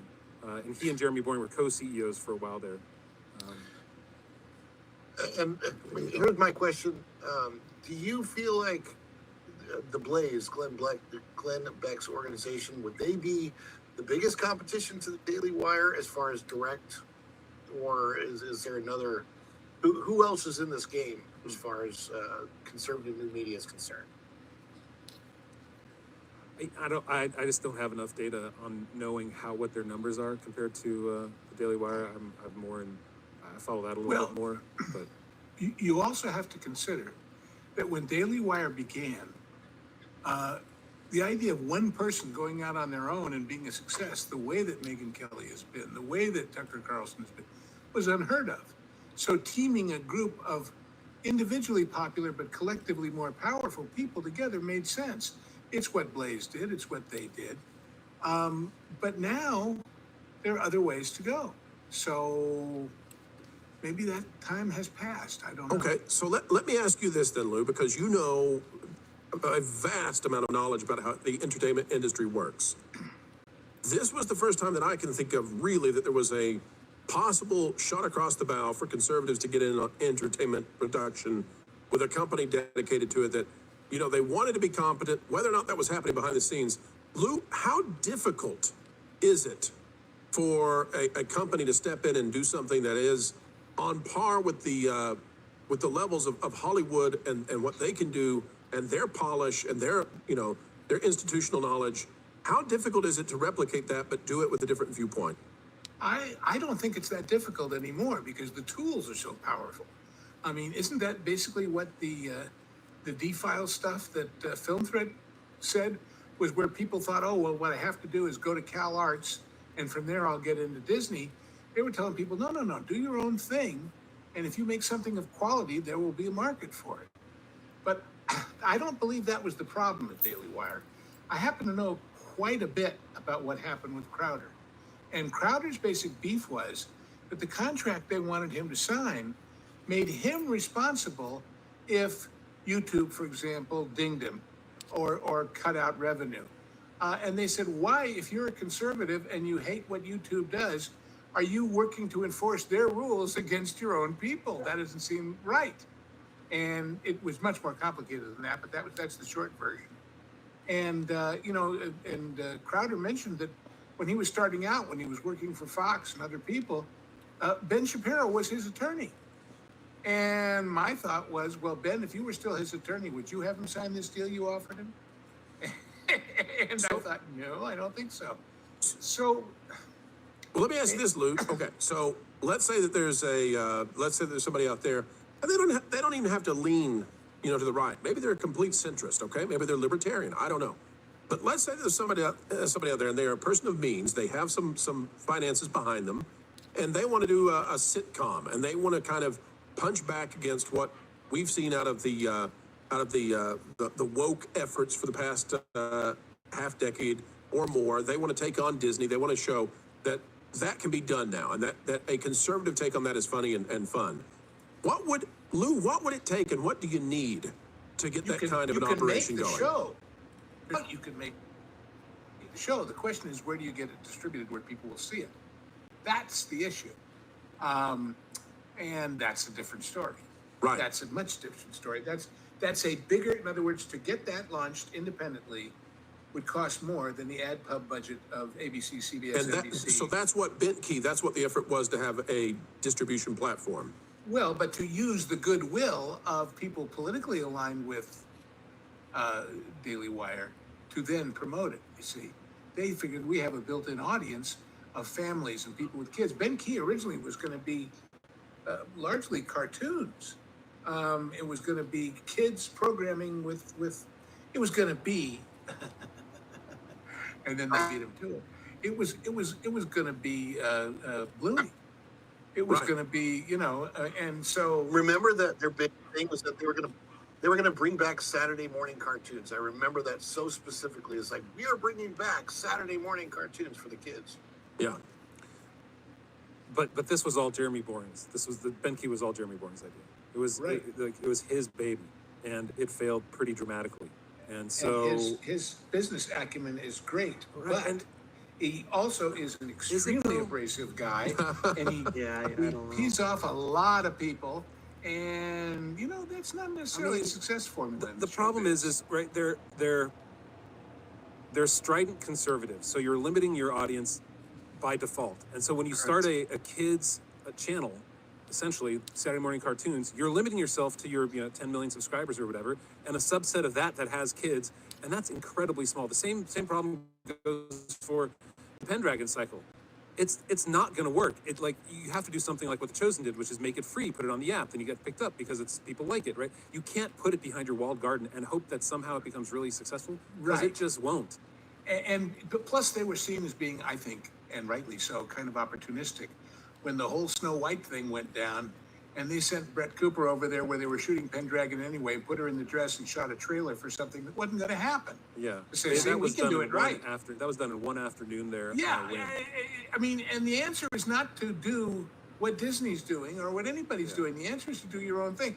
We're always complaining about Disney and the other major companies recycling old IP instead of coming up with new ideas, whether it's in the parks or in shows.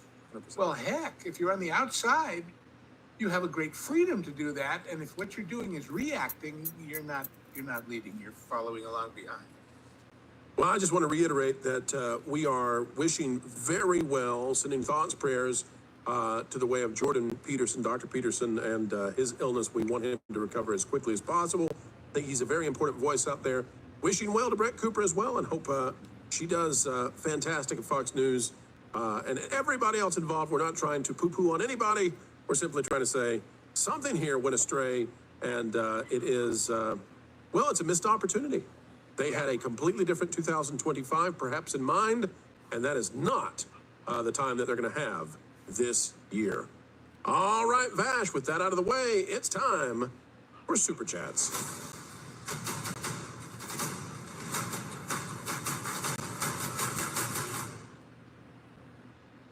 I believe you are correct. That read these chats here. Claim counts for $5. I thought I made sure I was bad enough not to be invited to a panel ever again. Oh, goodness gracious, William. No! Yeah, I don't think you can ever be. William, you, like Groucho, would never be part of a club that would have you as a member. One day, William's going to figure out that we actually like him. Yeah, exactly. And his hat. Yeah. Yeah, and he has a particular taste in cheerleaders, which is something else as Pardon me? well. Hey, let me tell you this. TMI. Let me tell you this, guys. This is funny. want to bring it up? Okay, so this is funny. William Thompson's love of Korean cheerleaders cost us a lot of money during the pro show recently. William, we played a clip. Jonathan, this is so funny. William sent us a super chat and said that he wanted Korean cheerleaders or whatever. And I was just being funny, and I just put this thing up, for like 5 seconds. I thought, there's no way we're totally safe. I'll be darned. Somebody had the rights to the Korean cheerleaders and got all the revenue on that. And I said, you gotta be kidding. I even counted the seconds. It's funny, bro. I bring up an IMDb page. Lou and I were talking about a movie from the 1950s, and sure enough, the trailer played, and that's what It happens. It happens. It's all good. What is going on? Frustrating, YouTube. Come on now. Snarky with the $10. I wanted to see Brett play Snow White. Unfortunately, we won't. I'm excited for her and her potential. Well, she's going to play Megyn Kelly maybe real soon. I think that's what Fox News is intending to do, is slide her on into a spot where she can get some mega ratings from the demographics they're searching for. Indeed. The Worldwide Bro with the $4.99. Worth noting that Daily Wire became the de facto punching bag for the rising anti-funny hat right. Ever since they parted with Candace, the ex-army went to war. Yeah, that's an interesting dichotomy that played out there, especially with, as Jonathan was saying, retaining talent or bringing on talent. Kind of a problem with Daily Wire in not the ways that you would expect either. Yeah, it always gets messy when relationships are severed, but this got particularly messy, and sometimes not even when the relationship had been formed. It's just really, really interesting stuff indeed. But solid comments over there talking about the Daily Wire. People are very interested in that story, bro. That's right. Indeed. Well, we're happy to bring it to you, folks, and I'm glad that Jonathan was here to talk us through it. I didn't intend for it to work out that way with him having some deeper thoughts than I think we could have otherwise, but Jonathan, I really do appreciate you taking the time. Jonathan, also, if you wouldn't mind, there are a lot of people out there. We've got about 1,000 watching us across YouTube and X, and many of those were not here when we first introed the show. Tell the folks out there exactly who you are and what you do one more time for those who have not seen you in a while. Yeah, my name's Jonathan. I've been a Lord of the Rings fan for a long time, the real original Lord of the Rings fan. In fact, fun fact here is that I didn't like the movies when they came out. So that's that's how deep into the books I was. I appreciate them for what they are now. But I run thewondering.com and exploringtolkien.com. It's a podcast we do every week to every other week. And right now we're going through The Hobbit. That's my cathartic response to my day job, which is building websites, doing marketing and things like that. But I've been doing that a long time, and I enjoy getting to the cultural aspect of all that stuff and everything tertiary to that too. So go to thewondering.com, check it out. Yeah, and when it comes to building things, Jonathan is practically the best in the biz and does a lot of stuff, folks, that you might be interested in one day. We'll wait and see. Coming soon. Coming soon. All right, well, coming soon to you is, Vash, are we cleared on Super Chats, or do we need to stop for a minute? We got one more here. William Thompson coming in here with the $5. So no more Korean cheerleaders. To be fair, I didn't actually say show Korean cheerleaders, but talk about Korean cheerleaders. Instead of just saying, well, when we actually do that discussion on Korean cheerleaders, I'll make sure to have approved images. Wait a minute. William, you're telling me, hold on a second. William, you honestly want us to believe that when you requested Korean cheerleaders, you didn't want to see the Korean cheerleaders. You just wanted us to talk about Korean cheerleaders. William. You serious, Clark? I was asking William if he reads Playboy for the articles, too. Absolutely. Absolutely. All right, we got another super chat that just came in, Vash, and then we'll hit the next news item. Absolutely. The World View, bro, with 49. Crowder stuff was way overblown. Contract was offered, take it or leave it. Don't be a whiny diva. I can tell you this, however we respond to this super chat is going to will raise the drama levels of the Pro Channel for at least a week. So I see what you're doing there, but worldview, that's your view, and we won't argue against it. For it, nay, we'll leave it be for now. Vash, we got another one from Snarky. Look at this, $5 from Snarky Distinct Nugget right there. The Great Wall I am watching. It's made in 2017. Pretty great. Recommended. Nice. Thank you so much, sir. Have to check it out. That would be the Great Wall of Korean cheerleaders? No, I guess not. Okay. Speaking of Korean cheerleaders, William Thompson comes back in with another $2. I will neither confirm nor deny those allegations, bro.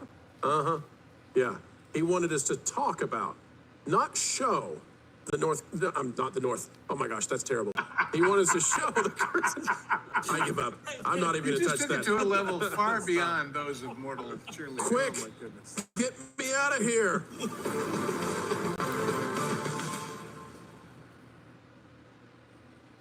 Ladies and gentlemen, out of Mediaite, it looks like Chris Pratt is doing some things that are not going to make his Marvel co-stars happy. It could be why we're not hearing anymore that Chris Pratt is going to be involved in some of the Avengers stuff at the level that we originally thought. We're going to talk about it. Here we go. By Jennifer Bowers-Bainey, Kennedy in-law, that's RFK, family member Chris Pratt tells Bill Maher he doesn't get into the political weeds at family gatherings. Well, that's an interesting way to say it. Actor Chris Pratt told Bill Maher's Club Random that he stays away from politics and doesn't pick in-law Robert F. Kennedy Jr.'s brain when they're hanging out at home. Pratt is married to Katherine Schwarzenegger, whose mother Maria is first cousin to RFK Jr.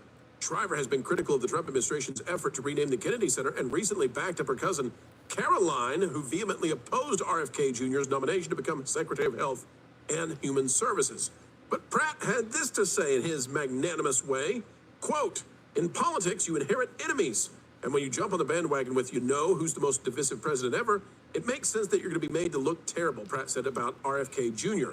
It goes on to talk about what he's...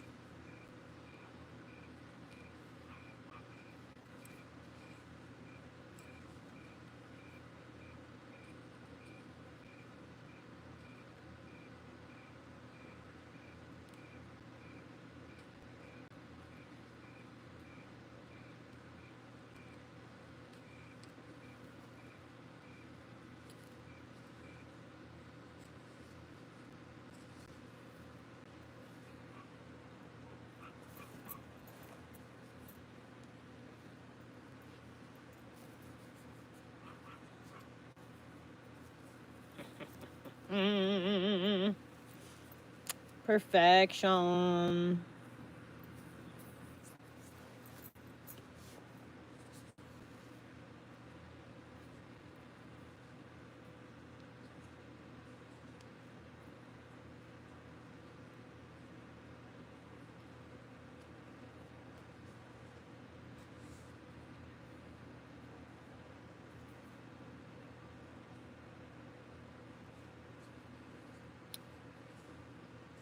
For the most part, I wish him well, man. I hope there's certain things that he... Let's just pause there, guys. Do you all remember when the Avengers cast did their Down with Democracy thing? Do you guys remember that? Oh, yes. Chris Pratt was not involved in that. Chris Pratt, listen, can you imagine how Mark Ruffalo's head might explode? Not literally, YouTube. No, not literally. Can you imagine the little gray rain cloud that is over the top of Mark Ruffalo when he hears Chris Pratt say basically a defense of President Trump and RFK Jr., saying that, you know, on the good stuff, how could you not support him? That's amazing to me that he's going out of his way to say that. Panel, any thoughts on it before I continue on? Yeah, not to down your point at all, but were any of the Guardians involved in that little campaign there? Were they standing by Chris Pratt when doing that, or just weren't invited? I don't know. Okoye was there. Ah. Yeah, It's very, very interesting. But isn't he now the only remaining bankable star for Marvel? Well, and we've heard reports that he was going to be possibly coming to the Avengers. We'll get to that in just a minute. Let's finish out the clip, and then we'll talk about it. Overseas that seem to be supported in a bipartisan way, like getting terrible toxic stuff out of our kids' Sounds food. about right. That's They've a great been thing. And so, like, they've just- been if we having just people do come that, over here that's from amazing. all different I hate kinds to be of so places, mired in like hatred India for the countries, president that any like success from his administration is something I'd be having an allergic reaction to. To be like, oh, East well, Asian if or they whatever do it, I don't want it to countries. happen. I'll feed my, I'll put clorox in And my they've got children's that cereal myself. 51 visa. You know that thing that Elon Musk was super against? Okay. a lot of the people that are here on those visas are actually truckers, and they are not licensed to work CDL in America.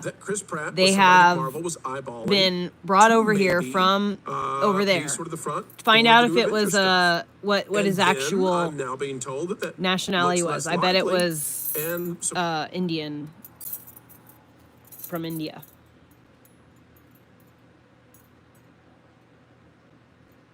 In 2003, between a pub and a supermarket, a royal burial site was uncovered in Prittlewell, Southend-on-Sea, England, during a routine commercial archaeological investigation. Roman and Anglo-Saxon burials had been discovered on this site back in 1923, and archaeologists wanted to see if there was anything else that might be at risk by a proposed road widening scheme.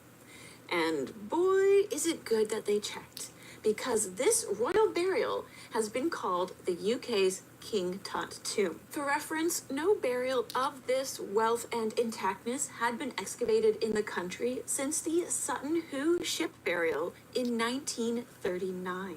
The excavation site was a small plot of land just off to the side of the road. Job-wise, it almost looks like you have the perfect spot to work. You have an Aldi, a cheap grocery store a short walk away for breakfast and lunch, and then on the other side, you have a pub for post-work hangs with your colleagues. And that's pretty much all you need. A small plot of land and food on either end. Maybe it's not the most picturesque dream, but from a commercial archaeology standpoint, it's pretty solid. But the real treasure of working there came from the finds. From the first day of the excavation, archaeologists identified an unusually large square pit around 4 meters across on the east side of their first trench. The pit was outlined by a dark area of dirt, which usually means that there was a lot of organic material that has since decomposed. In this case, it looked like it was some sort of timber lining that surrounded the pit in the ground. Finding something like this on the first day of any site really is wild, because when you're looking at that outline, you immediately know that something's got to be in there. Then it gets even worse because you have to wait all night to go back and get started to see what's actually inside. And for me, that would have been the most agonizing thing, because I've been there when you just want to get into it and see what you can actually find, because you know that there's going to be some good stuff in there. And luckily, on the second day, the guess that the organic outline was a timber lining was confirmed when an ornate copper alloy hanging bowl was found in the northwest corner of the pit, still attached to an iron hook that it would have been suspended from. That means that this bowl was still in its original position from hanging on the wall of a wooden chamber. The archaeologists on site had just found a tomb, and a big one at that. By the end of the excavation, a burial chamber filled with rare metal vessels, weapons, a lyre, gold coins, gaming pieces, glass, and more had been exposed. And it was determined that this was the final resting place of a 6th or early 7th century Anglo-Saxon prince. And when I say prince, we mean prince in quotations. Princely burials, because we don't have any sort of denominations or names towards these. We're not quite sure if these were, let's say, just high-ranking officials or actual kings, princes, noblemen, etc. So with this sort of time period, across Europe, actually, there's quite a few, quote, princely burials, and it just means that they're like really rich, but we don't actually know who was buried in them. So that's what archaeologists mean when we say princely. You know, it was definitely something very royal, but we don't actually have any particular denomination. You know, he could have just been a really rich dude. And if you're wanting to know if the person inside this particular tomb at Prittlewell was a prince, you're gonna have to keep watching to find out. This find was so significant, not just for the wealth and intactness of the tomb, but for what it can tell us about Anglo-Saxon England. To date, this is the only burial of its kind to have been excavated using modern techniques and to more exacting standards. And it gives us an insight into the society and belief at the time when the first Anglo-Saxon kingdoms were coming to fruition and Christianity was spreading across England. It's said that the tomb of the Prittlewell prince is the earliest dated example of an Anglo-Saxon princely burial because of 2 gold foil crosses that were found in the space where the coffin and human remains once were. Unfortunately, due to the nature of the soil, the only human remains found were fragments of tooth enamel. After the initial excavation, the finds from the burial at Prittlewell were extensively studied for 16 years. Over 40 archaeological experts worked on the finds, including specialists in Anglo-Saxon art, ancient musical instruments, engineering, conservation, and soil science, just to, name a few. This is one of those rare, amazing research moments where funding was taken seriously and the team was able to look at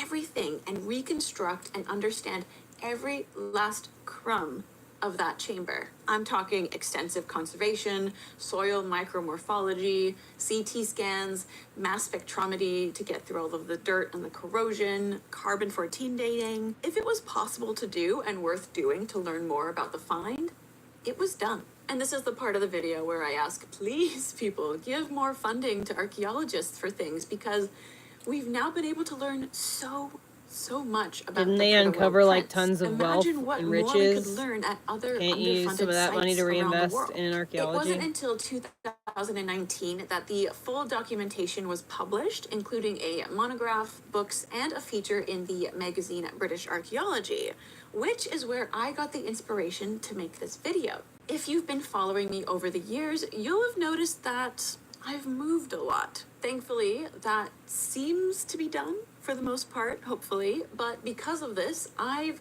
lost a lot of books and old magazines along the way because they weren't essential items to pack. But thanks to Readly, I've been able to access digital back editions of some of my favorite. The app is super easy to use. Download Readly. The tomb at Prittlewell consisted of a timber structure that would have measured about 4 meters or 13 feet square and 1.5 meters or 5 feet deep. Inside the structure were 40 artifacts that were so rare and precious that Sophie Jackson, the Director of Research and Engagement at Museum of London Archaeology, called the discovery Britain's equivalent of King Tutankhamun's tomb. Of course, a claim like this sparked much controversy and debate, but it was made to convey the overall significance of the discovery and just how incredible it is that something like this burial survived. When you mention King Tut, you immediately are able to convey the excitement and quality of this sort of discovery. So I can understand why this comparison was made. It's a key cultural reference point. Even if perhaps it's not the most well-received, it still gets the people talking and gives the Prittlewell prince the attention they deserve. No one knows what it means, but it's provocative. No, it's not. It gets the people going. Not to mention that there was Look at gold, that. a prince, and a completely intact burial with a previously unknown Have chamber. Basic Sound familiar? So what exactly was in this tomb that made it so important to our understanding of early Anglo-Saxon England? And what made it worthy of this King Tut comparison? Actually, it was the locals who named the occupant of the Prittlewell grave as the Prince of Prittlewell and the King of Bling because of all the loot this person was buried with. To be honest, I think I prefer the King of Bling moniker to the comparison of King Tut, but maybe that's because it was a horrible history song about Charles II. The tomb's owner was buried in a wooden coffin with iron fittings and oriented east to west. The wood, of course, has mostly decayed, but it did leave a stain in the soil, and a small fragment was preserved against the base of a large copper alloy cauldron. The coffin was actually quite big and would have required multiple people specializing in different crafts to make it. It also would have weighed 160 kilos. The bigger the deal, the bigger the coffin, maybe? Textile remains on the iron clamps that secured the coffin lid suggest that it was covered in cloaks, and then there was an iron oil or beeswax lamp that was placed on top of it. The only human remains found were fragments of tooth enamel, and not much can be determined from these except that they were older than 6 years old because of the permanent molars. And for a 160-kilo coffin, you'd hope that something of that size was made for, an adult, or that poor child would just get lost in that kind of thing. But on the bright side, these pieces of enamel confirmed that someone was indeed buried in this lavish pit, and the fine location of the enamel shows that the body was oriented with its head to the west and its feet to the east. 2 small gold foil crosses were found next to each other where the head of the deceased would have been, which suggests that they were placed over the eyes, and it also confirms that the individual was Christian. This is one of those really interesting moments in history where there are these cultural and religious crossovers. The crosses are clearly Christian, but the other funeral customs that were followed, such as, the burial mound, the grave goods, and the wooden chamber, are all indicative of pre-Christian burial practices. That's what I love about finds like these. We're able to All right, see I'm gonna go transitions and shifts talk to you in guys culture, tomorrow. a blending of old